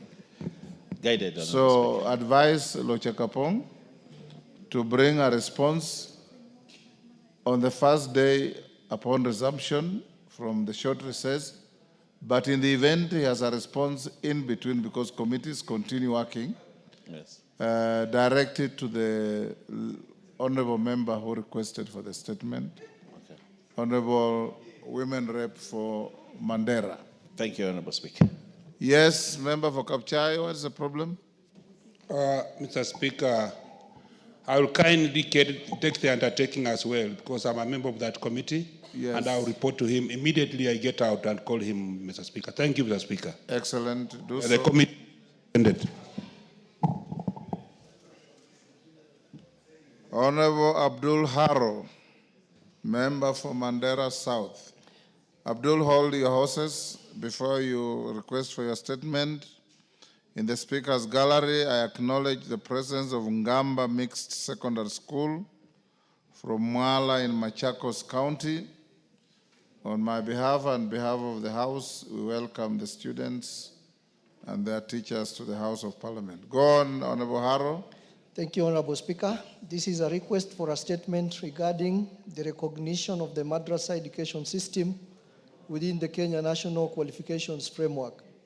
Honorable Speaker, pursuant to the provisions of Standing Order 44.2c, I rise to request for a statement from the chairperson of the Departmental Committee on Education regarding the recognition and inclusion of the madrasa education system within the Kenya National Qualifications Framework, KNQF, and its consideration in university admission criteria.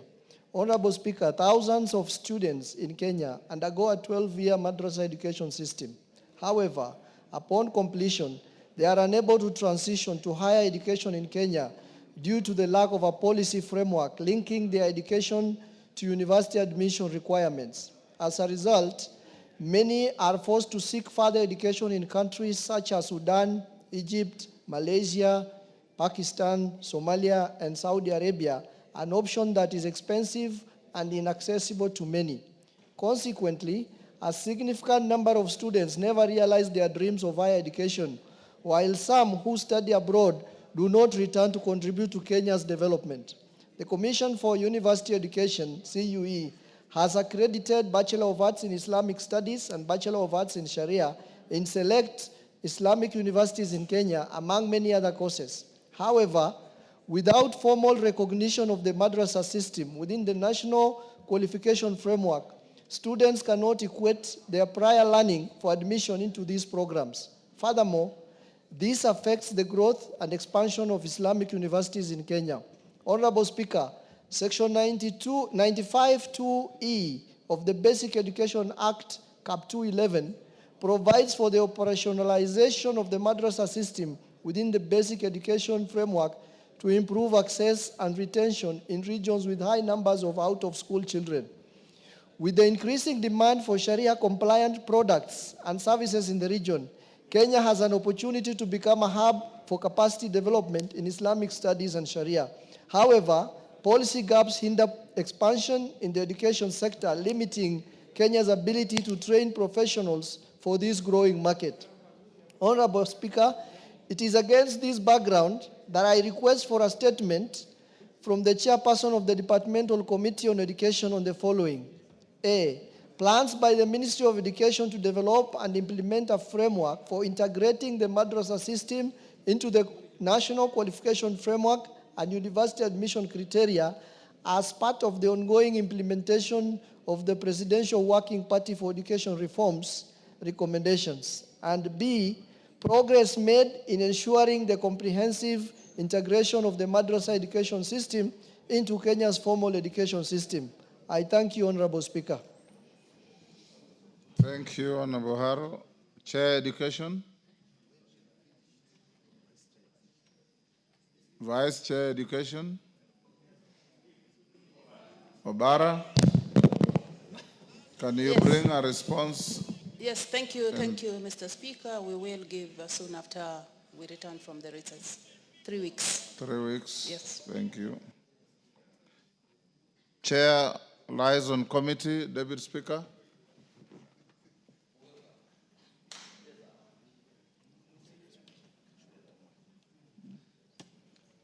Deputy Speaker, hold. Thank you, Honorable. Hold, we take a response to a statement by Honorable Tongoyo first. Thank you, Honorable Speaker. Is Honorable Gitari in the House? Is a response to a request by yourself? Go on, Tongoyo. Thank you, Honorable Speaker. I want to respond to the question by the said honorable member on the regarding insecurity in Kirinyaga County. Honorable Speaker, a report on the status of investigation into the killing of a minor, Stancy Nyakio Kinywa and Mr. Peter Karima, as well as the robbery and violence attack on the Mbogo family. Honorable Speaker, on the 4th January, around 2:30, the area assistant chief, Mr. Gerard Nyaga, reported that he had received information from Eva Wangeshi, who is the victim, regarding Stacy's disappearance. Honorable Speaker, we was a grade 7 pupil at Kaitheri Primary School who went missing approximately 11 a.m. on the same day. During the search, Honorable Speaker, the victim body was discovered lifeless in a shallow hole within the Akovi plantation, located about 4 kilometers from the home. And upon visiting the scene, the officers from the Kirinyaga police station established that the deceased was half naked with trousers and underpants found beside her body, indicating she has been defiled and killed.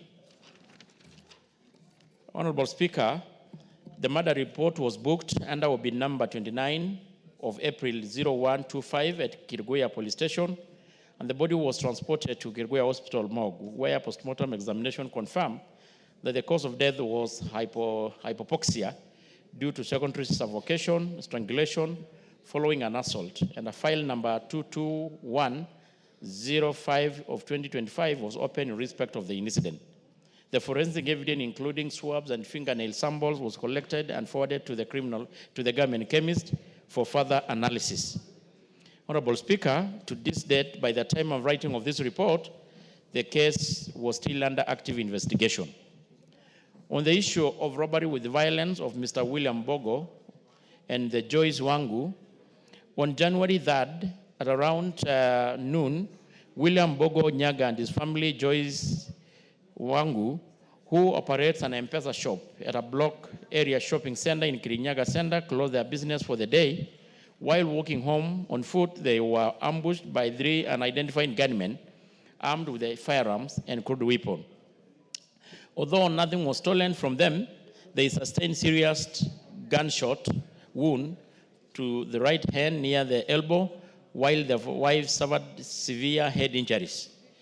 The victims were rushed to ACK Mount Kenya Hospital, where they were admitted and in fair condition. And upon visiting the crime, the officers from the said police station recovered 1 spent cartridge and 2 live rounds of ammunition. And the incident was also booked in Karaini police station via OB number 100301 of 25, and investigation commenced immediately under the case file number 221-3025. and the spent cartridge recovered from the scene was forwarded to the ballistic examiner at the DCI headquarters for analysis. The finding confirmed that the firearm used in this incident was also linked to a previous shooting in the Ruiru sub-county, which also had a reported case number 31-10-02 of 24 at Gatonga Police Station.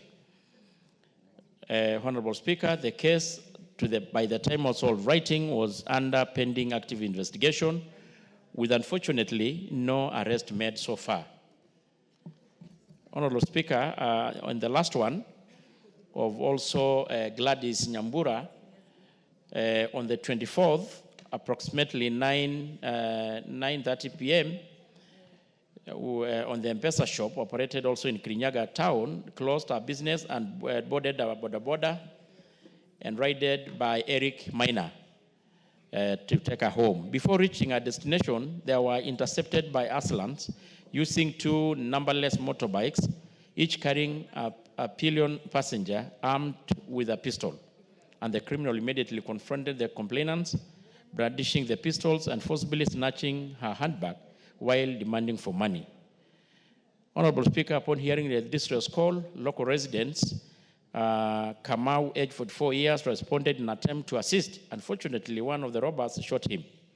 They also fired 2 shots into the air to disperse the bystanders before fleeing the scene on their motorcycles. The police officers arrived promptly, but the criminals had already escaped. At the scene, the police also recovered 2 spent cartridges and 5 rounds of ammunition. The injured victim was rushed to Kilgoya County Referral Hospital for treatment. However, the tragically succumbed to his injuries the following day. Tragically. And the postmortem examination confirmed that he had suffered a vital gunshot wound to the abdomen. Investigation, Honorable Speaker, commenced under the offense robbery with violence contrary to Section 296(2) of the Penal Code, referred under case file number CR 221-18 of 25, and the forensic analysis done at the DCI headquarters by the ballistic examinations on the 2 spent cartridges recovered at the scene established that the firearm used in this incident had also been linked to a separate robbery with violence case number DCI on the Ruiru again under OB number 31-10-02-24, meaning this is a notorious criminals. As of now, the suspect remain at large, and the case is still under active investigation to apprehend those responsible. Honorable Speaker, because I think, Honorable Speaker, I want to respond and confirm to this House that when we were having the issue of the issue of the Sakaja dumping of garbage on the KPLC headquarters, and we had the Sakaja and IG, we invited the concerned Honorable Speaker, and we listed this agenda as OOB to the IG.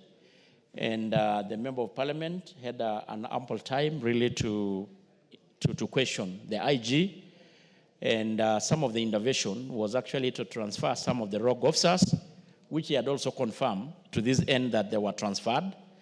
Though, of course, also a little bit concerned that to this end, no suspect has been apprehended. If an officer is rogue in Kirinyaga, yes, and you transfer him elsewhere, does he stop being rogue when he gets a transfer? Not really, Honorable Speaker. Yes. But I think the issue was he has stayed there for too long until he got a lot of familiarities. Yeah, I mean, that was the request put across by then, but I agree with you, Honorable Speaker. But overstaying, that is why the policy is about 3 years now. Because at times these people stay, they get so familiarized and even start doing businesses in the area. So at times, maybe when they are transferred to unknown territories, areas, they may a little bit improve. So, Honorable Speaker, that is the response to these 3 cases, unfortunately. And I want also to pass really condolences to the families of the people who lost their life. Thank you, Speaker. Gitari, if you participated in the interrogation of the IG, I believe that will do. You have any issue with the statement? Yes, Mr. Speaker, I have a number of issues. Go ahead. Number one, first of all, let me thank the chair for taking up this matter. There was something that was outside the statement about a rogue police who was attacking people around Karaine police post, and he intervened with the IG and was transferred the same day. Mr. Speaker, I'm also concerned the way you say a rogue police in Kirinyaga, even if he goes to Kapenguria, might be still low. Mr. Speaker, this young girl who was raped and then killed is 13 years old, was 13 years old, a primary school girl. Mr. Speaker, the people of that area called Kevingo and the family have a suspect of the person who did this. Mr. Speaker, when we were young, if you refuse to do something, you used to be scared by your parents that I'll call so-and-so. Now the students of, the pupils of Kaidari Primary School are living in fear because the suspect is still at large. They think that he might strike again. What are they doing 2 months after that when we have a suspect who is known by the people from the surrounding? Mr. Speaker, the other issue of killing of Peter Karemi, the police officers have been given CCTV camera clips of the incident. So these people are still low, and it is over 2 months.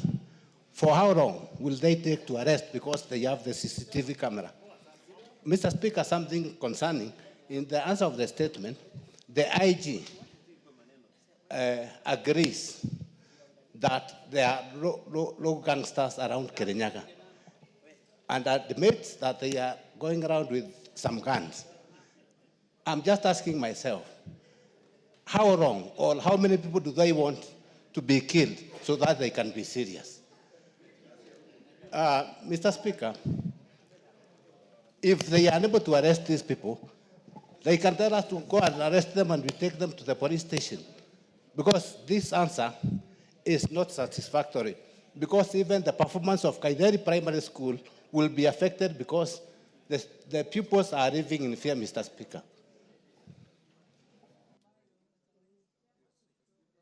Yes, Mogaka.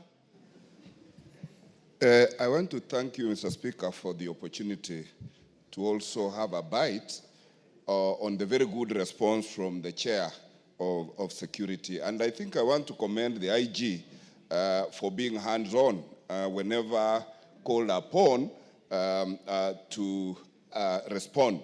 Indeed, even in my constituency, as this adage goes, familiarity breeds contempt. Whenever police officers and any public officer serves for too long in a place, they become part of the local systems which defeat the efficient operation of government agencies. Like Mr. Speaker, I am worried in my constituency today. There is a funeral supposed to take place on a disputed land and at Rangenyo, and our court has issued a stop order to that burial. But curiously, the people who have allegedly grabbed the land have now police protection to continue with an illegal funeral on an illegal land. And these are the areas where, Mr. Speaker, I want the IG to be instructing his officers that for law and order, the police should be in the front line to implement lawfully issued court orders. And I do hope that whatever is happening in my constituency at Rangenyo today does not result in loss of life and property. And Mr. Chair, when we resume, I will be issuing a statement on that. And I thank you, Mr. Speaker. You will be issuing or requesting? I will be requesting for a statement when we come back from recess. I will be requesting for a statement. And, Tongoyo. And I'm happy that, of course, the member confirmed that we got an opportunity to really interrogate the IG. And Honorable Speaker, from the statement that he sought, the issues were not actually captured, to include even the very rogue officer is through actually appearing before the IG that he came as a subsequent question, which was well addressed. Honorable Speaker, I want also to, I think when he was there, we actually told the IG, of course the DCI were also there to speed up investigation and give us the update report. And if you saw your indulgent Speaker, maybe by the time we resume, we can as well still ask them to give us the updated, because issue of investigation may actually keep changing time to time. Honorable Speaker, you remember also actually in this supplementary budget, we did allocate some resources to the forensic lab so that it help our officers, because some of these criminal activities, as the organized one, they're so complex and at times need more of actually updated kind of equipment and technology. And as a committee, we saw it fit to really add resources to the forensic lab so that it helps our officers when they carry such complicated and complex investigation. And I want to say that, Honorable Speaker, you remember also the issue of Emuhaya, the Honorable Mulemba, you instructed that I actually indulged the IG, and I'm also happy that he did even confirm that there's a lot of good work that took place in that area. Yes. So despite the challenges, our officers are on top of things, and we are going to make sure that they continue to serve Kenyans accordingly. Thank you. Deputy Speaker. Thank you, Honorable Speaker. Honorable Speaker, pursuant to the provisions of Standing Order 44.2b, as read together with Standing Order 179.14, I rise to make a statement regarding the leadership of the select committees. Honorable Speaker, Standing Order number 179.14 requires the chairperson of the Liaison Committee, by way of a statement, to notify the House of the duly elected chairperson and vice chairperson of a committee when the House next sits after the conduct of the election. Honorable Speaker, at the commencement of the fourth session on the 11th of February 2025, via communication number 001 of 2025, you did inform the House that the term of the various select committees had lapsed, and on the very day, Tuesday 11th February 2025, and in line with the applicable laws, standing orders and practice, you consequently, the Committee on Selection, which is mandated under the Standing Order 173 to nominate members to serve in committees, save for the membership of the House Business Committee and the Committee on Appointments, submitted to the House a motion on the reconstitution of committees. Honorable Speaker, the House will recall that on Wednesday, 5th March 2025 and Thursday, 6th March 2025, we approved the appointment of members to the lapsed committees and made consequential changes to other committees.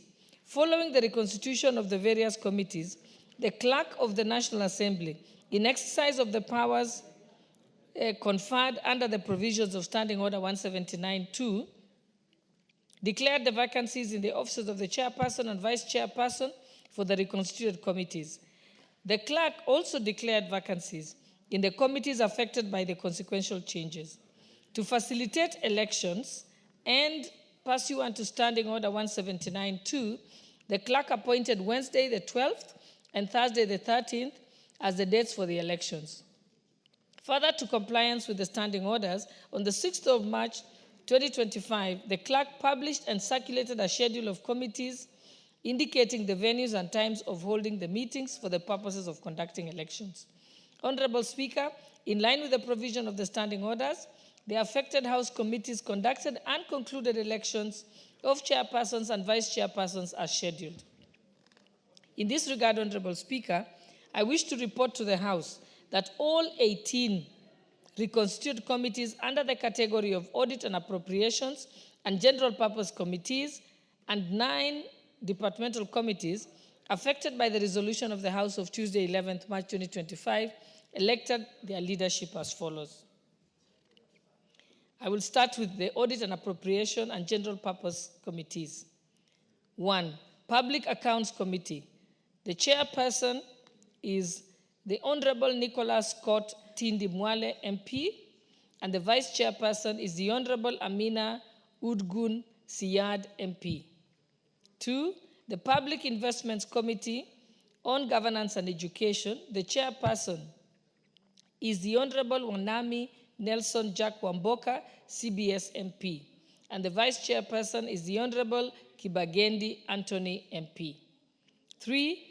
The Public Investments Committee on Commercial Affairs and Energy. The chairperson is the Honorable Kosing David Lasiakau, CBS MP, and the vice chairperson is the Honorable Dr. Namoit John Ariko MP. 4. The Public Investments Committee on Social Services and Administration and Agriculture. The chairperson is the Honorable Wangwe Emmanuel, CBS MP, and the vice chairperson is the Honorable Yuluyai Caleb Amisi MP. 5. Special Funds Accounts Committee. The chairperson is the Honorable Fatuma Muhammad, CBS MP, and the vice chairperson is the Honorable Abdul Rahim Dawood, HSC MP. 6. Decentralized Funds Accounts Committee. The chairperson is the Honorable Dr. Mulyungi Gideon Mutemi, EBS MP, and the vice chairperson is the Honorable Mwanyanje Gertrude Mbeyu MP. 7. Budget and Appropriations Committee. The chairperson is the Honorable Atandi Samuel Anunga MP, and the vice chairperson is the Honorable Dr. Pukose Robert, CBS MP. 8. The Public Debt and Privatization Committee. The chairperson is the Honorable Shureye Abdi Omar, CBS MP, and the vice chairperson is the Honorable Murembo Irene Njoki MP. 9. The Committee on Delegated Legislation. The chairperson is the Honorable Chepkonga Samuel Kiprono, CBS MP, and the vice chairperson is the Honorable Robert Gishimu Githinji MP. 10. Diaspora Affairs and Migrant Workers Committee. The chairperson is the Honorable Mzigi Lydia Haika Mnene, CBS MP, and the vice chairperson is the Honorable Kingara Simon Nganga MP. 11. The National Government Constituencies Development Fund Committee. The chairperson is the Honorable Sirma Musa Cherutich, EGH MP, and the vice chairperson is the Honorable Kasim Sawa Tandaza MP. 12. The Committee on Implementation. The chairperson is the Honorable Wanjala Raphael Sauti Bita, CBS MP, and the vice chairperson is the Honorable Mumo Rose Museo, CBS MP. 13. Committee on Regional Integration. The chairperson is the Honorable Mayaka Irene Nyakererio, MP. The vice chairperson is the Honorable Yakub Farah Salah, MP. 14. Committee on the National Cohesion and Equal Opportunity. The chairperson is the Honorable Yusuf Adan Haji, CBS MP, and the vice chairperson is the Honorable Were Charles Ongondo, MP. 15. Constitutional Implementation Oversight Committee. The chairperson is the Honorable Karemba Eric Mushangi Njiru, CBS MP, and the vice chairperson is the Honorable William Kamket, MP. 16. The Committee on Parliamentary Broadcasting and Library. The chairperson is the Honorable Nanok Daniel Ipuyo, CBS MP, and the vice chairperson is the Honorable Chege John Kiragu, MP. 17. Member Services and Facilities. The Facilities Committee. The chairperson is the Honorable Dr. Karani Stephen Washira, CBS MP, and the vice chairperson is the Honorable Basil Robert Ngui, MP. 18. The Committee on Public Petitions. The chairperson is the Honorable Kagesi Kivai Ernest Ongesi, MP, and the vice chairperson is the Honorable Sitiene Janet Chepkemboy, MP. Next, I go to departmental committees, and I start with the 19. the Departmental Committee on Education. The Vice Chairperson is the Honorable Obara Eve Akinyi MP. 20, the Departmental Committee on Energy.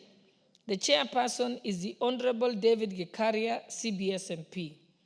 21, the Departmental Committee on Environment and Forestry and Mining. The Chairperson is the Honorable Musau Vincent Musyoka, CBS MP. 22, the Departmental Committee on Health. The Chairperson is the Honorable Dr. Nyikal James Wambura, MP. 23, Departmental Committee on Labor. The Chairperson is the Honorable Kitty Richard Ken Choinga, MP. 24, the Departmental Committee on Lands. The Vice Chairperson is the Honorable Jewa Fatuma Abdi, MP. 25, the Departmental Committee on Regional Development. The Vice Chairperson is the Honorable Obwor Paul, MP. 26, the Departmental Committee on Tourism and Wildlife. The Vice Chairperson is the Honorable Bedzimba Rashid Juma, MP.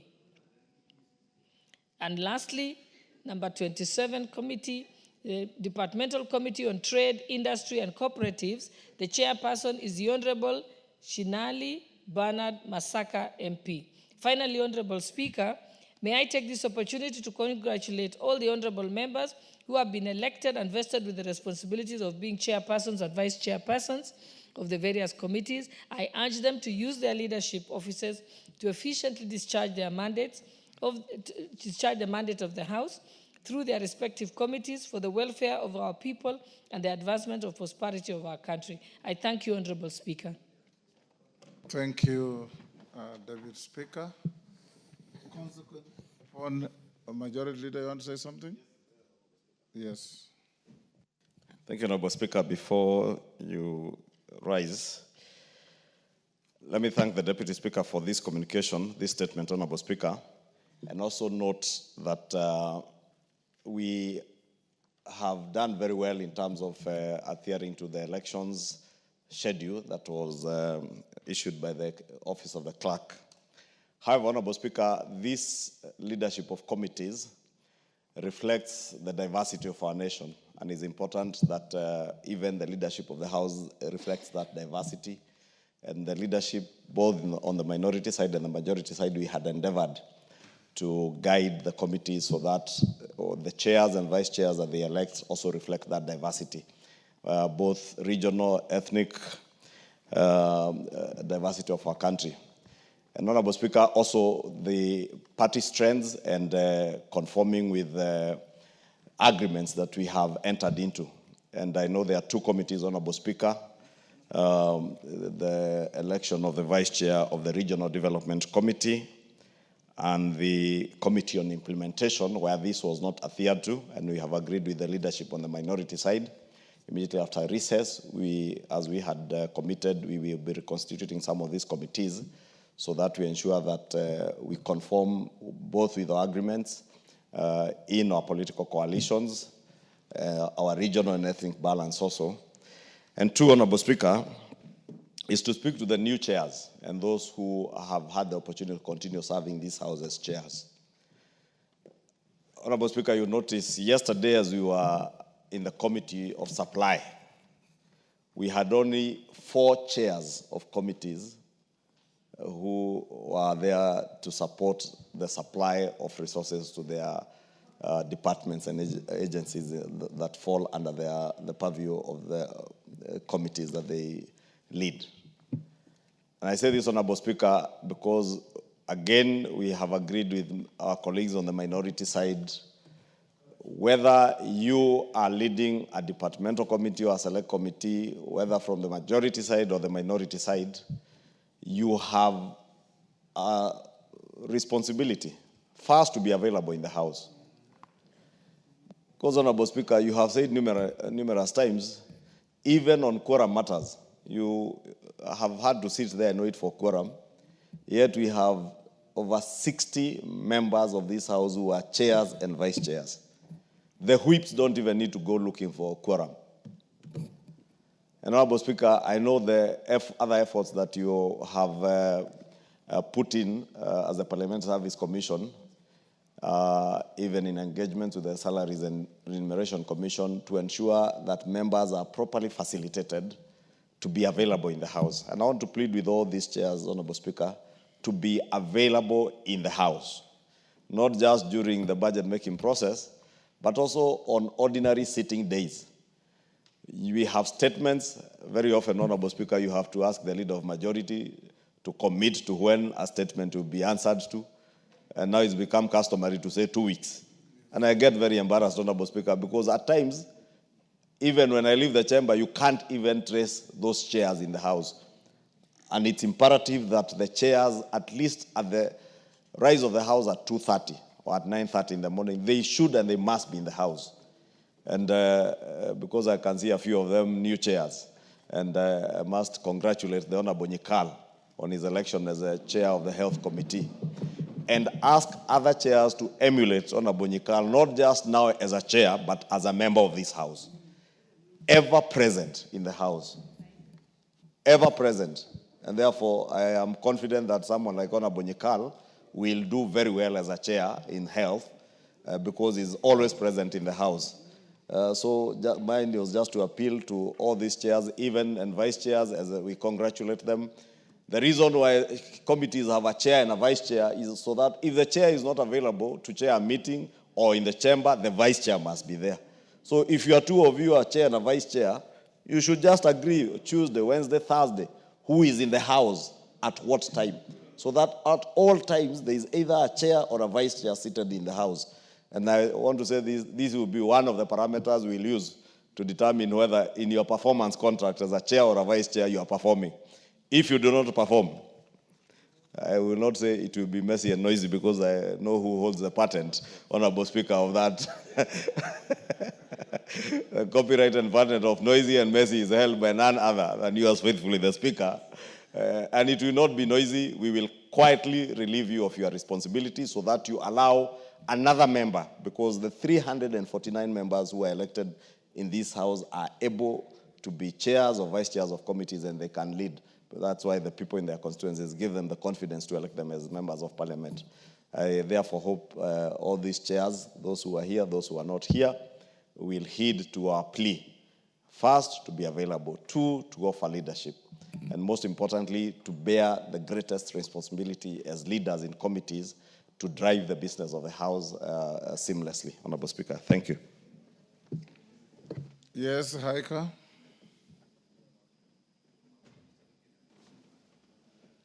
Give to Haika the mic. Thank you very much, Speaker, for this opportunity. I'm one of the chairs that I got this opportunity to serve as the chair, Diaspora and Migrant Affairs. And Speaker, I want to take this opportunity to appreciate the members for giving me that opportunity and for giving many other chairs and vice chairs opportunity to serve. With your guidance, Speaker, we want to assure the nation and also members that we are going to serve them well. We shall be guided by the Constitution and our standing orders here in the chamber, in the House. And we also going to protect the rights of Kenyans. And I also want to thank the President for uniting the country and giving us opportunity to serve in broad-based government, where even in the chambers, all members have been given an opportunity to serve. We pray that we shall serve Kenyans well. Thank you, Speaker. Thank you, honorable members. I have a short communication in pursuance to what the Deputy Speaker has communicated in a statement. Honorable members, this is a form of guidance on the newly elected chairpersons and vice chairpersons of committees. And I fully reiterate what the majority leader has said. Please take that responsibility seriously and serve the nation. Honorable members, this guide relates to the statement that has just been issued by the chairperson of the Liaison Committee, who is also the Deputy Speaker of this House, notifying the House of the duly elected chairpersons and vice chairpersons of committees following the recent reconstitution thereto. At the onset, honorable members, I wish to congratulate the newly elected leaders. As I do that, I take this opportunity to remind the new committee's leadership of the additional responsibility that has been bestowed on them. The success of the respective committees, and by extension the House, will largely depend on their approach to the call of duty. Moreover, honorable members, I call upon the new chairpersons and vice chairpersons to rise to the occasion and seek to steer the committees to effectively and efficiently undertake their mandate. In doing so, I encourage them to embrace collegiality, integrity, equity, and fairness in the carrying out of the affairs of the committees. Additionally, the new leadership is reminded of the great duty of oversight that is bestowed to the House by the Constitution and delegated to the committees that you now chair. The success of the fulfillment of this role will depend to a large extent on the efficiency of these committees. Only then will the welfare of society and the just government of the people be guaranteed.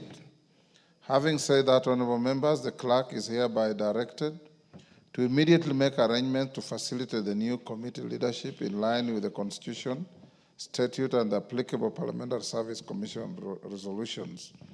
This will include provision of suitable office space for the chairpersons as well as other administrative support as necessary.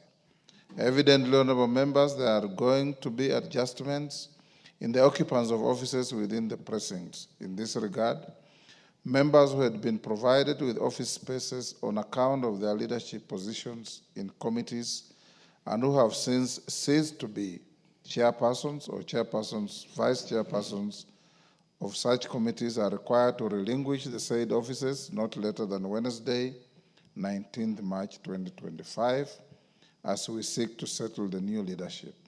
Nobody will be left unsettled, but if you are not a chair or a vice chair, you'll get an office consistent with and commensurate with your status as an ordinary member of the House. Finally, honorable members, on behalf of the leadership of the House, and indeed on my own behalf, I take this opportunity to assure the new committee leadership of our joint support as they embark on undertaking the mandate and in their committees. As leadership, we hope that the chairpersons and vice chairpersons will take a keen interest in the processing of House business and be present in the House to prosecute matters under their docket. Honorable members, I also want to point out, I've always talked to the majority leader.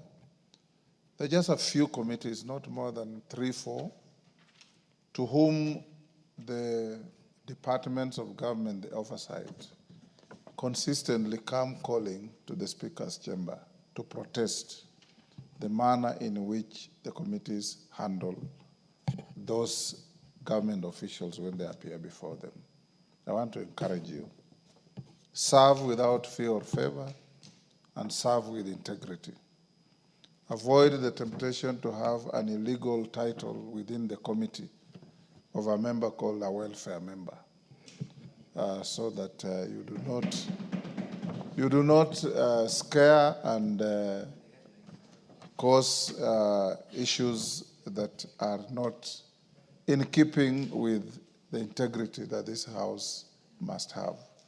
So, Majority Leader, as you lead the team with your counterpart across the floor, don't just ensure presence in the House, also ensure that integrity is upheld. And when you get those complaints, don't sweep them under the carpet. We have mechanisms in the House of dealing with errant behavior, including the ultimate appearance before the Privileges Committee, where such things happen. As your Speaker, I stand here to protect all of you. But as your Speaker, I'll not protect bad behavior. I will protect all of us who conduct ourselves in accordance with the standing orders, in accordance with the law, in accordance with the Constitution, and above all, in line with the expectations of the people of this country that we serve. Thank you. Yes, Daktari. Thank you, Mr. Speaker. I'm also one of the members who's had the opportunity to be elected as a chair. And may I take this opportunity to appreciate the leadership of the parties that has created the new political arrangement. The president of this country, President Ruto, His Excellency President Ruto, and the leader of our party, Honorable Raila Amolo Odinga, because it is this new arrangement that actually resulted in the reorganization of the committees that has led to some of us being elected. May I also take this opportunity to thank members of my committee for having the confidence to elect me to this. And Mr. Speaker, I've noted since we were elected that this new arrangement and the changes has created a huge expectation in the country that things are going to change for the better and going to work better. And at least that's something that, at least on my part, I'm aware of, because it is a challenge that we have to rise to. Because this is actually an opportunity not to serve political interests, but actually give service to our people. Thank you, Mr. Speaker. Mr. Speaker, my only comment on this is this is one of the Houses of Parliament. And of late, the picture outside there is the National Assembly is not working as expected. That has created a bit of lacuna, to the extent that the other house takes on everything and anything that comes across them, because the National Assembly Committee members are not doing the same. And that creates a crisis for the leadership, for the Speaker, a crisis for implementation, even a crisis for the executive. So now that the issue of committee chairs and the vice chairs and whatever, and how one man has merited is behind us, my only prayer, Mr. Speaker, under your leadership is this. Luckily for you and me and many others who have been part of the making of the current constitution, and we understand what we meant to have as the mandate of the National Assembly and the Senate. I really want to plead with the leadership, in particular the leader of majority. And right now, because we have this convoluted system of broad-based government, both the majority leader and the minority leader, so that once committee chairs, and I think with proper guidance from the clerk's office, what I have gathered, and having chaired many different committees, there is fear by the chairs. The fear, and I don't know where the fear is coming from. An issue that is 100% within the mandate of the National Assembly Committee goes to the other house. And you know the role of the other house. The members of the executive are now put in a very awkward position because there is no avenue for implementation of the same. But equally, because they are members of parliament and they are politicians, once they find a great area, they will have to just run with that particular, and that's exactly what is happening right now. So I want to believe with the majority leader. Can we allow the chairs and the vice chairs, and I know you have allowed it, and you have also been this, to exercise a bit of, and they should be encouraged. There is nothing to fear. As long as you follow the due process of law. Ultimately, the report that will be generated will come to the Speaker. The Speaker has to go through it. You know how, if it's unconstitutional, I'm sure you will decline to sign. So because of that, you see, outside there, I have always thought of having this August House as a very, in particular the National Assembly, as a very important house. I really want to believe with you. Now you have the fifth role. Once you are elected, your first mandate was to do representation. The second was to do oversight. The third was to do budget making. And the other one was legislation. Now the fifth one is you are chair of a committee. Because that gives you another mandate. So my good friend Kimani Ichung'wah and the other leaders, I think you need to have a closed door session with the chairs and the vice chairs. In addition to urging them to be attending house sessions, they need also to take them through the reports. Look, once the reports are generated, it goes through validation. And we have competent secretariat, Mr. Speaker. this issue of jurisdictional conflict will come to an end, because the Senate will limit themselves to their role on oversight in devolution. You can see, I'm sure right now, what is happening. Even you, sometimes you ask yourself, do we have two national assemblies? We have a Senate, and you know the role. We have a National Assembly, we have the role. So my plea, and in conclusion, in this, is notwithstanding you have qualifications. There's a reason why you are either appointed or elected as a chair of a committee. And then it must come with certain considerations. For those of us who are floating in Jubilee, we'll have another day to talk about our issues. But for now, for those who will have another day, because you know politics is very dynamic. You remember the last time when we were ejected out of the Senate leadership, and that thing came to true. Actually, that was a learning lesson. For us in Jubilee, we'll have another day to put forth our issues. For now, we'll just support what is there. How we ended up there is history.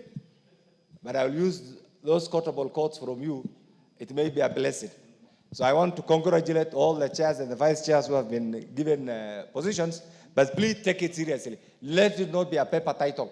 Let it be a really title that will add value to the image of this house, to the Kenyan public outside there, and as Honorable Nyakala has rightly put it, the expectation outside, the atmosphere is pregnant actually with expectations. The expectation is we have a broad-based government, meaning the modus operandi is going to change. So I wish you well. Please carry our image as, I wouldn't say upper house, but as a critical house outside there to the community, because right now we are under serious scrutiny by the members of the Fourth Estate. We need to reinvent this so that earns us re-election. Mr. Speaker, you know how difficult it is to be re-elected. That earns us a name, and that earns us also continuity. I wish you well. Yes, Owen.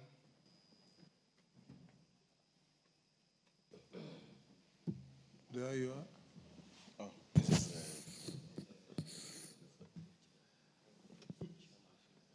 Okay, thank you. Honorable Speaker, I want to say thank you very much, and also to congratulate the chairs that have been elected to these positions.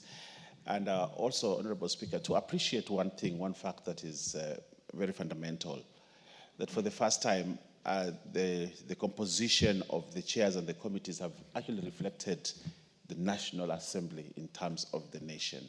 That at least every community, every region has been given an opportunity to serve in a position of a chair or a vice chair. I have for many years, Honorable Speaker, looked to that opportunity where every community, every person, every region, every county has an opportunity to serve as a chair in this august house. And Honorable Speaker, I want to say this, I am glad that it is happening during our time, that you are the Speaker, I am here serving as a Deputy Majority Leader, and during our time, at least there's that transformation. I remember when Kijana Wamalwa was sworn in as Deputy President, as Vice President then, he said there's a new gaiety in the walk, in the country, because there's a rejuvenated, there's hope all over the place. And I want to believe that is the same billing that we will live to as a house, that there's a new awakening, a new rejuvenated spirit that will take the business of this house to a level higher, so that everybody feels included, and that inclusiveness, Honorable Speaker, comes to this house, and so that we may be able to unite the nation the way it happened during the NAC, what I call the NAC revolution, when everybody else came and said Kibaki Tosha, and we had a country that was very united. I look forward to that opportunity, that this country remains very united.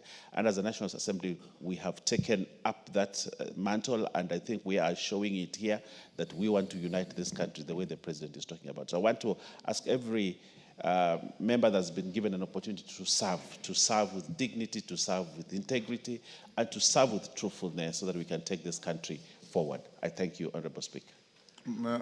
Murembo.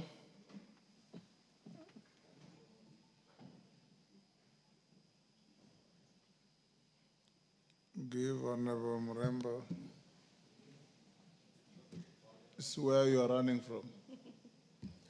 Thank you, Speaker.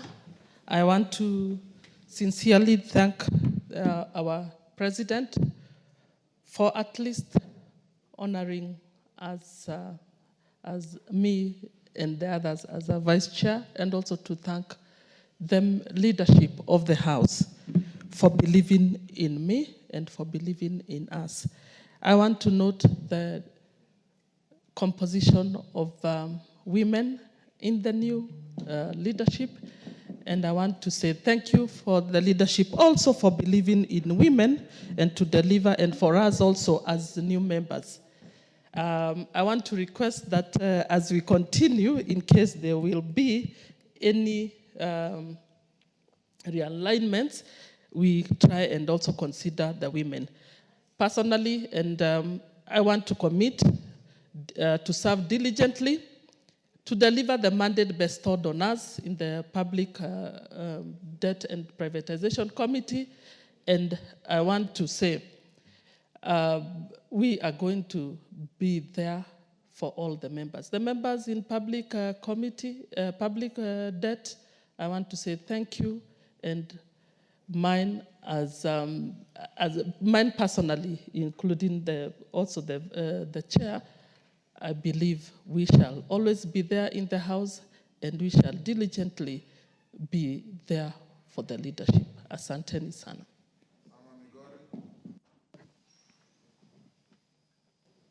Thank you, Mr. Speaker, and Ramadan Kareem to those who are fasting. Mr. Speaker, I would like to appreciate the confidence that the President of Kenya, His Excellency President Ruto, and His Excellency Right Honorable Raila Amolo Odinga has seen in us. Being a first-timer in this parliament, and with Honorable Irene Mayaka, having been given the opportunity to be chairs of these committees, it's a great honor and we don't take it for granted. I appreciate the fact that we have 4 women chairs and 4 women vice chairs, but we are not going well as the Constitution says, because the men are more than the women. And so I believe, I know it's realignment time, as you do it politically, also do it with the gender role. Mr. Speaker, I saw Honorable Ichungwa congratulate Dr. Nyikal, and I was looking at him in the eye and I was reminding him, I am here, I am a girl, I went in unopposed, I'm always in this parliament. Please instruct him to come up and say congratulations. Thank you, Mr. Speaker. On his behalf, I congratulate you. Yes, and you have been re-elected or reaffirmed. So that creates an even greater degree of confidence that you enjoy. Yes, same as Haika. Yes, Naomi? Thank you, Honorable Speaker, for giving me this opportunity. I just want to congratulate the new chairs and also those who have been there before, and wish them the best, and also request them to give their best to the nation. Honorable Speaker, everything depends, the performance, the success of this House depends on the leadership. And the chairs are the leaders of every committee, and that means the performance of every committee highly depends on the chairs. And mine is just to say, we need your support, we need your commitment as also leadership in the House. Many of you have been so committed. Others are here from morning to evening. And I just want to say thank you for those people who have always been in the House supporting and debating on different bills, as I also wish the new members the best, and also request that let us be in the House as we are expected from the time that we get in to the time that we are supposed to end. Thank you, Honorable Speaker, and I'm happy that many women have been given the opportunity to be chairs. Only 4, but that is also good. We need to appreciate our president and the leadership. That is her opinion. That is my opinion. Yes. If you want to refute, you can stand and do that. As I finish, Honorable Speaker, I want to congratulate our president who has opened, his hands and accommodated, and just to make sure that the country unites and moves together is something that is giving us a lot of hope. I am now confident that Kenya is one and a united nation. Congratulations to our president, and continue doing that. Remember, more ladies, more women in other appointments. Thank you, Honorable Speaker. Evo Bara. Thank you, Mr. Speaker. May I also add my voice and thank my committee for electing me the vice chair of the committee. It was indeed an honor to be entrusted with the responsibility, Mr. Speaker, and I commit to put my best foot forward. Most importantly, Mr. Speaker, may I extend my deepest appreciation to our two leaders, His Excellency President William Ruto, and our party leader, His Excellency Raila Amolo Odinga, for embracing the spirit of inclusivity. What we have here is the face of Kenya. Women, political parties, and that is what we call inclusion. Thank you very much. May God bless Kenya. Chematia. Thank you, Mr. Speaker, and I also want to congratulate those who have been appointed to serve as chairs and vice chairs. But I have a lot of concern, Mr. Speaker, on the disparity on the gender in Parliament. Honestly, Mr. Speaker, if you look at the departmental committees, out of almost 20, you only have one led by Honorable Alice Nganga.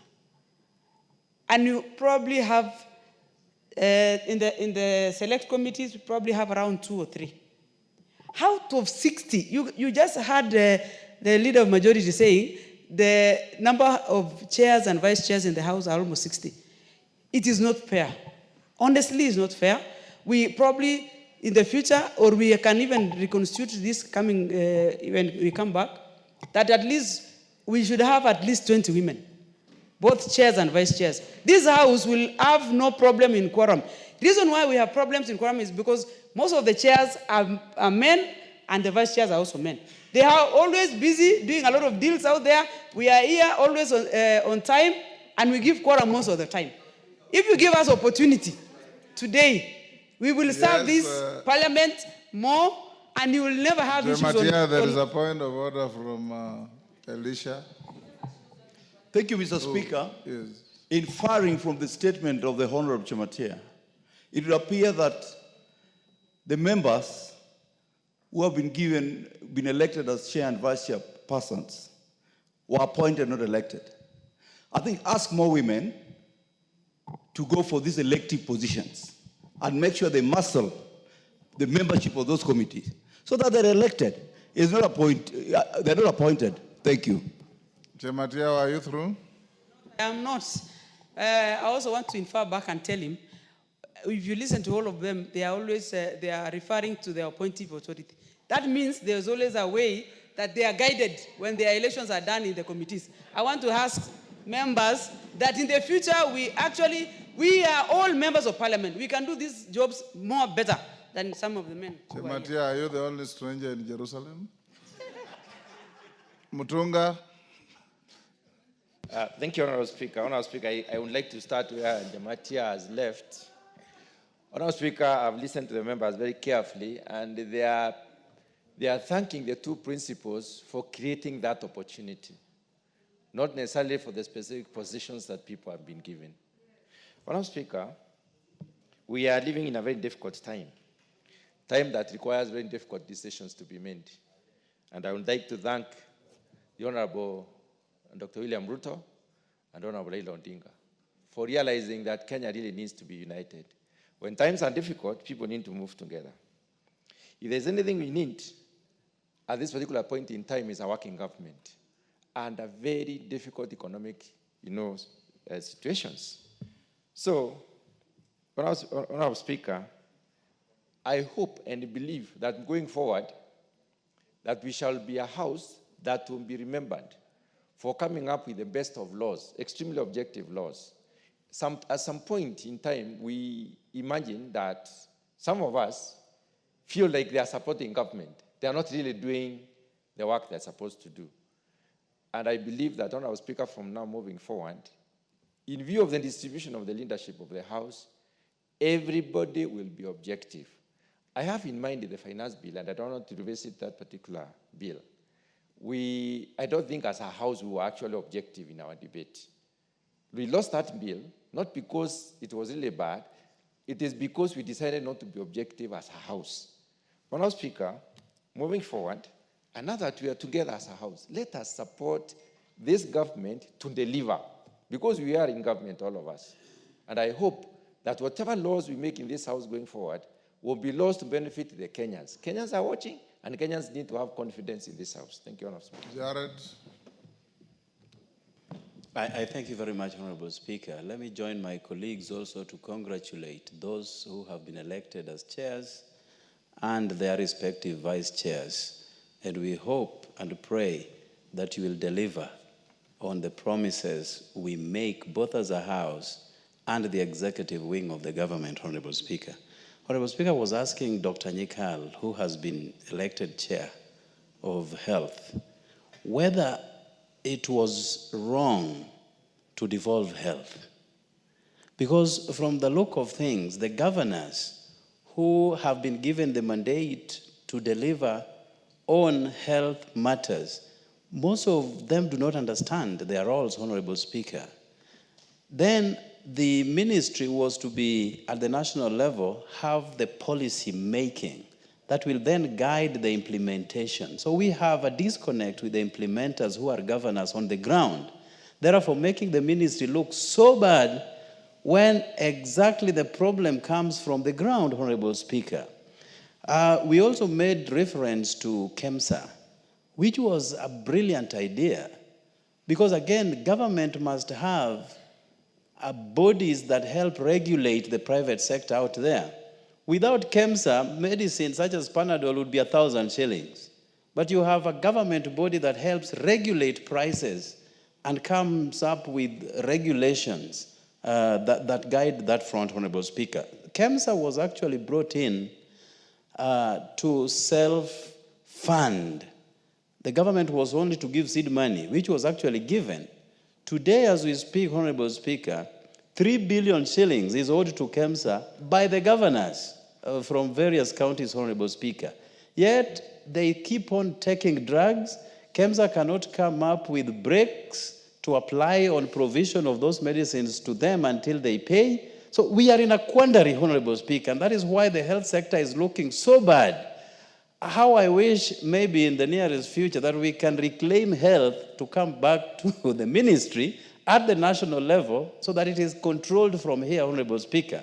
Otherwise, we will always be blaming the Minister of Health, we will always be blaming the national government, yet we know exactly where the problem lies, and I thank you, Honourable Speaker. Kimilu. Honourable Kimilu. Give him the mic. Thank you, Mr. Speaker, for giving me the opportunity to contribute on this important, Mr. Speaker. One, I want to congratulate all the newly elected chairs and vice chairs for the opportunity they have got. Mr. Speaker, mine is just an advice. I want to advise all the chairs and vice chairs. This is the high time they have to serve the country, not their party leaders. And if they go in the direction of serving their party leaders, they'll fail. And let them know that before there were other chairs and other vice chairs. Yes, Kimilu, there is a point of order from Women Rep Migori. What is out of order? Thank you, Mr. Speaker. Mr. Speaker, the Honourable Member has just mentioned and seems to be claiming to be advising the chair that we don't serve our party leader. I would like to let him know that the party leader does not appear in any of these committees, does not give any direction, does not look into any books. So please withdraw that statement. Party leaders are for politics, not for committee issues. Kimilu. Thank you, Mr. Speaker. Mr. Speaker, allow me to ignore my colleague and assume nothing has happened because the advice he's giving me, I'm not taking it. Because the advice is that we know every member in this house comes from a certain party, and we are party leaders. And my advice is, let's serve Kenyans. Let's not consider the directive of our party leaders. If they give us directions, we also need to consider Kenyans because we are here to serve Kenyans. And that's why I've said that, Mr. Speaker, before there were chairs, vice chairs, who served this country. So, Mr. Speaker, it's important, as members of parliament, when we leave this house, we need to leave legacy. I know that when I was the chair of this committee, I delivered on these to Kenyans. So, Mr. Speaker, I had nothing bad, but I wanted just to give an advice, Mr. Speaker. And I want to congratulate them and thank them and tell them for the coming 2.5 years, we need to see their work. Thank you, Mr. Speaker. Yes, Evo Barra. Thank you very much, Mr. Speaker. It is important to realize that there is something called goodwill.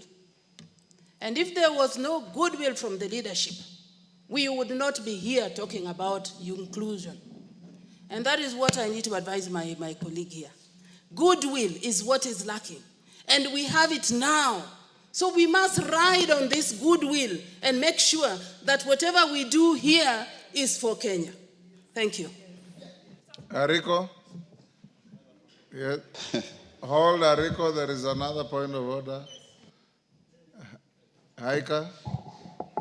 Mr. Speaker, I wish Honorable Kimilu will clarify what he means by serving our party leaders, because to my understanding, even the party leaders are Kenyans that we are going to serve. So I don't know what he really means by serving our party leaders. If he can clarify, maybe for this House to be able to understand. Ariko? I'm sure you know what he meant. Thank you, Honorable Speaker, for this opportunity. Honorable Speaker, I want to take this opportunity on behalf of the people of Turkana South and the great people of Turkana County to appreciate the two party leaders, His Excellency Dr. William Samoei. You hear that? Go on. His Excellency Dr. William Samoei Ruto and His Right Honorable Engineer Raila Amolo Odinga for having goodwill to give two positions to the people of Turkana. That is Honorable Epuyo and Honorable Dr. Ariko as chair and vice chair, respectively, in their respective committees. Honorable Chair, I want also again to thank His Excellency Dr. William Samoei Ruto for considering all Kenyans as shareholders in his government. The broad-based government or relationship that we've seen in this country will bring peace. I thought you impeached somebody for saying Kenya is a country of shareholders. Yeah, Kenyans. All of us are shareholders, Honorable Speaker. All of us are shareholders. So I don't want to say one region is a shareholder, but all of us, by virtue of making contributions to this nation in one way or another, we are all shareholders. So that's why I want to say thank you, thanks to the President of the Republic of Kenya. Honorable Speaker, I've been elected as Vice Chair of Public Investment Committee on Commercial Affairs and Energy. I know I've been informed this committee has a backlog that need to be cleared. With my experience, with my professional and academic experience in finance, I believe that I'll be able to add value to this committee and fast track the backlog and reduce the backlog. Honorable Speaker, I know this country has invested a lot in a number of agencies. And the feedback that need to come out from these agencies can only come through the audited accounts. So, Honorable Chair, I want again to say thank you to the leadership of this House also. You are addressing the Speaker, not the Chair. Thank you, Honorable Speaker. Yes. Honorable Speaker, I want also to say thank you to the leadership of this House for also considering us, because in one way or another, they contributed to us being chairs and vice chairs. And to my colleagues who have been elected as chairs and vice chairs of various committees. It is our responsibility, as the Speaker has already pronounced, we need to be present in these committees so that we execute the matters of our respective committees. Thank you, Chair. Thank you, Honorable Speaker. Sabina. Thank you, Mr. Speaker. I want to take this opportunity to congratulate the members who have gotten the position to lead as chairs and vice chairs. Having been a chair for 2 terms, Mr. Speaker, I just want to urge my colleagues that this is a huge responsibility bestowed onto you. It is important, Mr. Speaker, for the chairs to take the committee work very seriously. A lot of work is done at the committee, and sometimes, Mr. Speaker, what comes here on the floor, sometimes members vote even without understanding the concept or the content. So it's upon the chairs and vice chairs to make sure that when a subject comes in, and especially I want just to quote what my colleague was saying about the finance bill. I think last time there was a lot of politics that played in between. And Mr. Speaker, out of this house, then Kenyans really took offense with the finance bill. So I hope, Mr. Speaker, as now we have come to the second half of the term of our tenure, that will be objective, Mr. Speaker, that we are going to make sure that we communicate well to the public. This is a position that also comes with a lot of responsibility. We saw our colleagues, and I just want to say, sorry to the chair of finance, whose even house had to be burnt for a responsibility that he took as being a chair of the finance committee. So sometimes you'll have to take huge responsibilities. And I also want to urge them, when the government officials comes in, whether it's PSs or CSs, let us not be cause with them. Let us push them, because our role is oversight. Once we allocate finances to them, let us also make sure that we follow up on how they are using these finances. We have some PSs who allocate finances as they wish. Mr. Speaker, it is good that we play our oversight role very well so that we make sure this government is about broad-based. At the committee level, that's where we are able to allocate the finances to the projects that Mwananchi, the person on the ground, will feel that the government is concerned. And that is maybe what Honorable was saying about serving Kenyans. We are all serving Kenyans. Congratulations to the new team. Put your best foot forward, because we are on half term now. We need to redeem. And Mr. Speaker, just as I finish, let us also not cast aspersions or accuse our own colleagues, because what happens to your colleague today, it can happen to you tomorrow. We know chairs are their positions. I have been a chair, Mr. Speaker, and I've said that. A lot of these colleagues will approach you and come and tell you, help us on this, or call so and so on my behalf. So when the chairs offer themselves, and I am very sure, and unfortunately allow me, because I come from Murang'a County, to speak about Honorable Dende Nyoro, who was the chair of Budget Committee. He assisted very many members here. But when his time came, the same members, Mr. Speaker, were there casting aspersions and trying to show like Dende was favoring himself. Please let's remember the small deeds that our colleagues help us to do at their role, because they are that privileged position. And let us not accuse each other, because you never know. I want to personally congratulate Honorable Nikal. I served with him at the Health Committee. He has gone through all the ranks in the health ministry. And I'm very sure, Honorable Nikal, even as I move my bill, my motion, that you'll be of good help to give insights that we have very, very, very good public hospitals. You know, at our tenure in the Health Committee, we have a fantastic facility called Kenyatta University Referral Hospital that is better, Mr. Speaker, than any other private facility in East and Central Africa. But even majority of my colleagues don't know about it, Mr. Speaker. It is a state-of-art facility with more than 300 bed capacity, which has a capacity of 600 bed capacity. And that facility, Mr. Speaker, we do not even need to use any private facility. We can go to KU, give back the money to the public, where we can be able to have enhanced medical care. So, Mr. Speaker, as I congratulate my colleagues, remember it as a responsibility. Let us not babysit these PSs and CSs. Let us push them so that we can be able to push and work for Kenyans for the rest of remaining few months. Thank you, Mr. Speaker, for the opportunity. Kimani. Honorable Speaker, I want to thank you for this opportunity, and as we congratulate the new chairs, it's also congratulate you, Mr. Speaker. As the chairperson of the Parliamentary Service Commission, we've seen a great change in the running of the affairs of this Parliament. We have seen a lot of change even in the environment in which we work, because we're here most of the time. So I think it's very important that we congratulate you for the good work that you continue to do for this August House, for your fairness and magnanimity in the decisions and the rulings that you make in this House. Honorable Speaker, the Honorable Sabina Chege talks about the incidents of last year during the finance bill.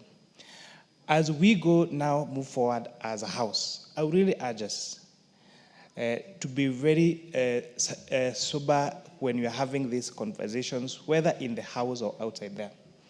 Honorable Speaker, the events of last year, August, left some of our families completely devastated. Some of us, the personal losses we took, will take a very long time to recover.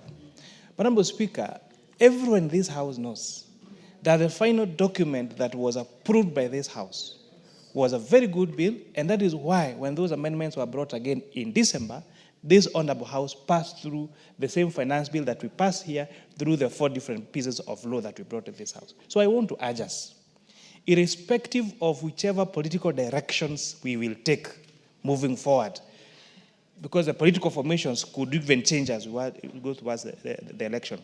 Let us be honest to ourselves. Let us be honest to our people. Let us be honest to our nation.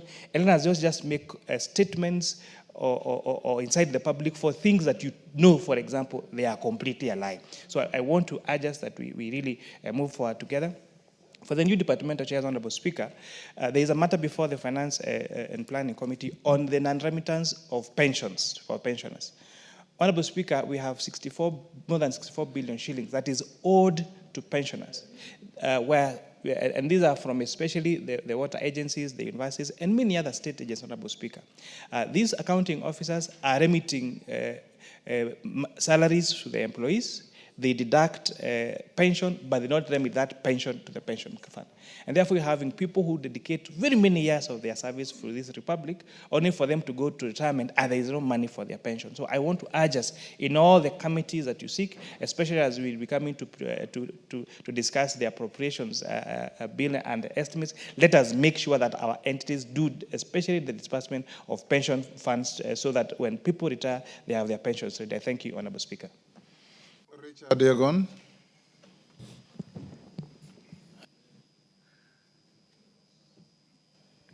Thank you very much, Mr. Speaker. I would also like to take this opportunity to congratulate those who have been elected as chairs and the vice chairs of various committees.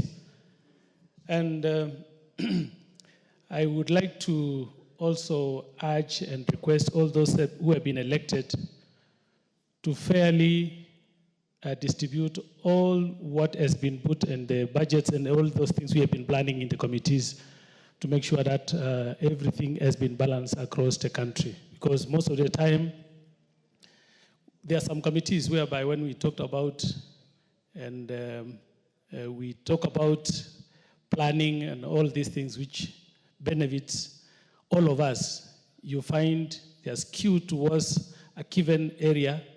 And we want all this to the chairs and the vice chairs to make sure that this has been acted fairly to benefit all of us. I want to wish everybody that may God guide us, and thank all the head of state and the leader of ODM, Raila Odinga, for bringing also this country to calmness after the issues we witnessed last year. And going forward, I think this is how the country should behave instead of having a lot of squabbles when we start a government and people start pulling on another direction and talking of a given area. Thank you very much, Mr. Speaker. Mwalio.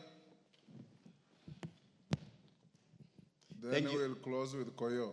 Thank you, Mr. Speaker, for this opportunity. Yes. I want to congratulate the chairs and the deputies who have been elected in this remaining term of Parliament, and also want to thank those who have been there for the other term which has passed, because they carried their mandate well, and also to tell them to be able to do better where they have been placed, even if you have not been given a chair, but you have been sent to a committee where your input is required.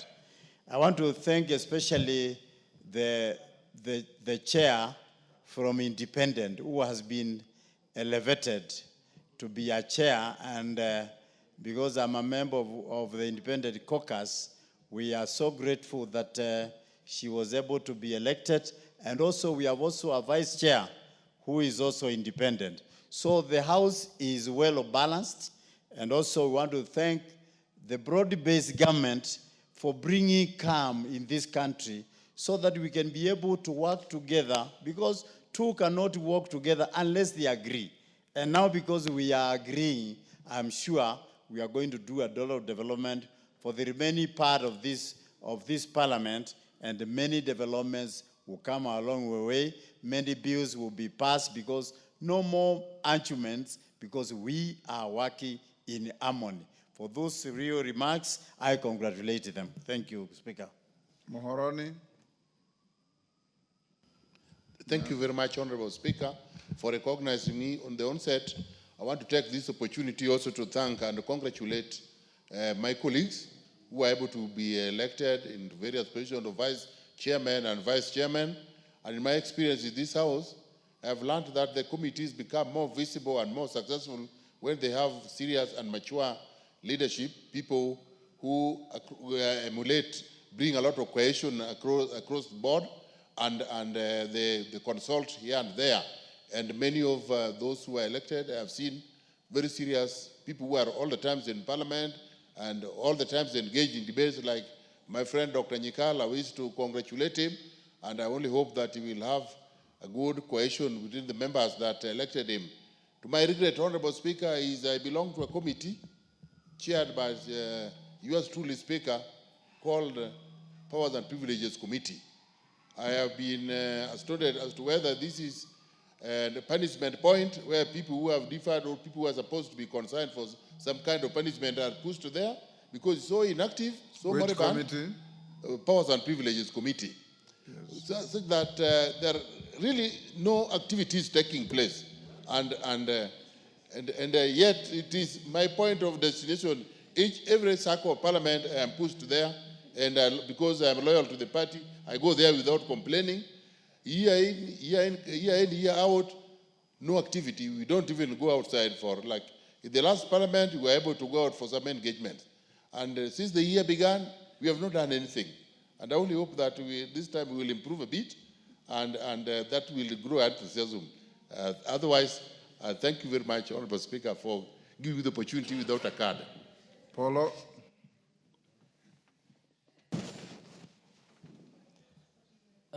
Thank you, Mr. Speaker, for giving me this opportunity. And on the onset, let me join my colleagues in congratulating the chairs and vice chairs of various committees.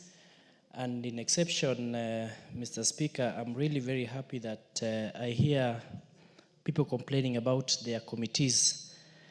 But right now, I'm very proud that even in this House, I have both my chairs, Kuria Kimani right here, and Fatuma Full Network. And their commitment in our committees, I take exception of Kuria Kimani, who really, when we have committee meetings, he can sit from morning to evening. I sometimes even wonder when he goes to receive the call of nature, because I don't see him even standing up. So he's given a lot of commitment to the committee, and I urge all chairpersons to give that same commitment, and actually also understanding his work. So when the Honorable Sabina talked about the unfortunate incidents that happened to him because of the finance bill, I also regret that fact, because he took a lot of his time, him being a CPA, to actually analyze and put on toes also all the stakeholders who are coming to bring their proposals. And in the final draft, I believe it was a very good one, because I'm also part of the committee members. So it was so unfortunate, and on behalf of all of us and the members, it was unfortunate that he had to pass what he underwent. So, Pole, Chair. Let me also congratulate our principals, Mr. Speaker, for uniting Kenya, and at least we can now see new faces in leadership. I've always been admiring Dr. Nyikal, the way he presents himself in Parliament and the commitment he has given. And I usually pray that when I grow old, I would really want to be like like Dr. When I grow up, I would like to be like Dr. Nyikal. And again, it has given opportunity. I'm surprised we're in the same committee with Dr. Rico, who also gives a lot of commitment to our committee, and now he's a vice chair. Or is he a chair? I don't know what he said he is in the other committee, vice chair. So this unity seems to be very strong. He used to be a critic, and today I'm happy that he has mentioned Dr. William Samoei Ruto's name very positively for the very first time. So thank you so much. So I can see that this country is moving forward. Thank you so much for the opportunity. Mogaka. Thank you very much, Mr. Speaker. May I also add my voice of congratulation to those of our colleagues who have been appointed to leadership.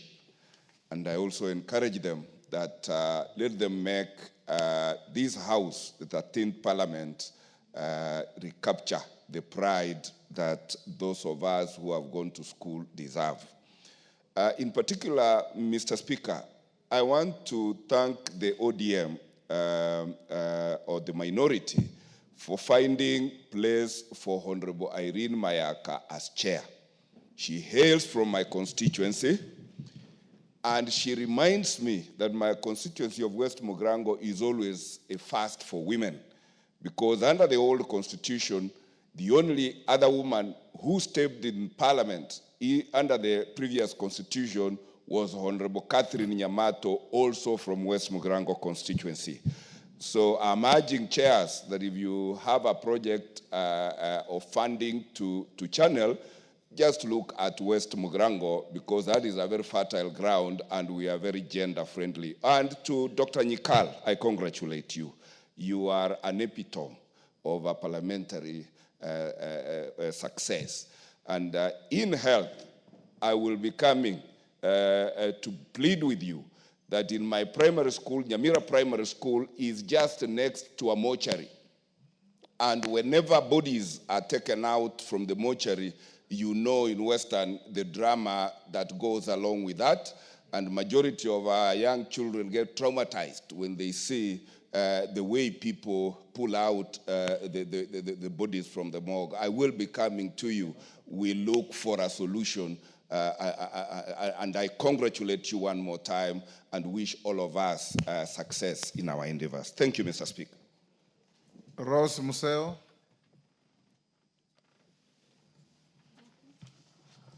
Thank you, Mr. Speaker, for this opportunity. I wish to join my colleagues in congratulating those all who were elected as chairs and vice chairs. Particularly myself was given a second chance again to be the vice chair for the implementation committee. I do not only say thank you, but also I want to praise the members of parliament for being sensitive for persons living with disability, like myself being given a position for the second time, means that actually we are becoming sensitive to those who are PWDs, and I want to say congratulations. Thank you, and I look forward to serving this committee with all my ability, and I believe that you're going to achieve best results coming to the end of this parliament. Thank you. Thank you. Honorable members, it is now 2 minutes to 1. We were sitting up to 1. We have, pardon?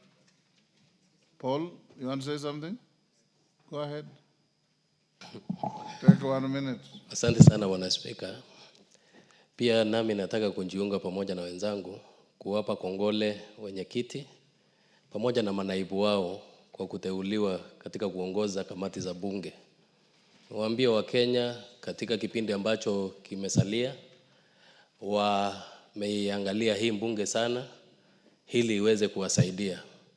Na sisi wale ambao tunaketi katika hizo kamati tuko tayari kushirikiana pamoja nanyi na kuwasaidia popote pale ambapo mnataka ili tuhakikishe yale majukumu ambayo yanawafinya wananchi wa taifa hili tumeweza kuyatatua. Asante sana Bwana Speaker. Thank you. Honorable members, the rest of the business on the order paper will be given priority Upon resumption from the short recess, you may now be upstanding. Honorable members, it is now 12:59 p.m.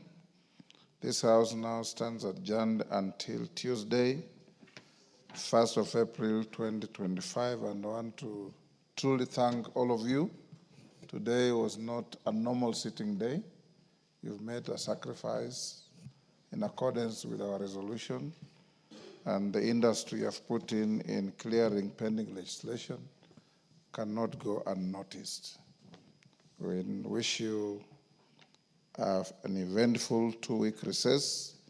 Those in committees, spend time to do your committee work because committees are working, and those who are not, enjoy your 2 weeks.